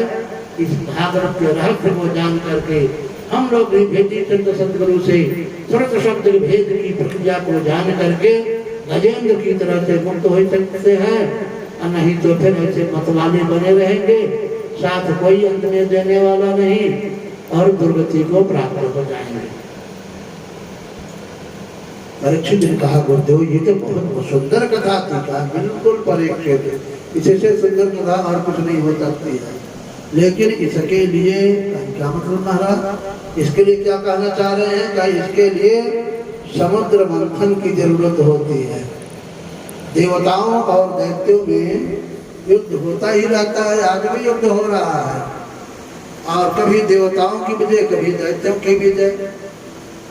एक बार परमानेंट विजय के लिए विष्णु भगवान ने इन लोगों को चुप्ती बताई, देवताओं को, कि तुम लोग दैत्य और देवता मिलकर समुद्र मंथन करो, उससे अमृत निकलेगा, और उस अमृत को हम आकर के तुम लोगों को पिला देंगे, दैत्य को नहीं पिलाएंगे। अब कितना दैत्य तुमको मारेगा, तुम मरोगे नहीं, तुम्हारी विजय परमानेंट हो जाएगी। कहीं महाराज हम लोग अकेले ही समुद्र मंथन कर लेते हो, तो तुम कभी नहीं करवाओगे। बोलिए सतगुरु दयाल की। दैत्यों की सहायता लेनी ही पड़ेगी। यही काम किया गया, समुद्र मंथन हुआ। मंदराचल पर्वत को मथानी बनाया गया, बासुकी नाग को रस्सी बनाया गया। समुद्र में जब डाला गया मंदराचल पर्वत को मथानी के रूप में, तो उसमें वह डूबने लग गया। कहा महाराज ये कहीं स्थिर हो तब तो मथा जाएगा, ऐसे तो नीचे डूबता चला जाएगा।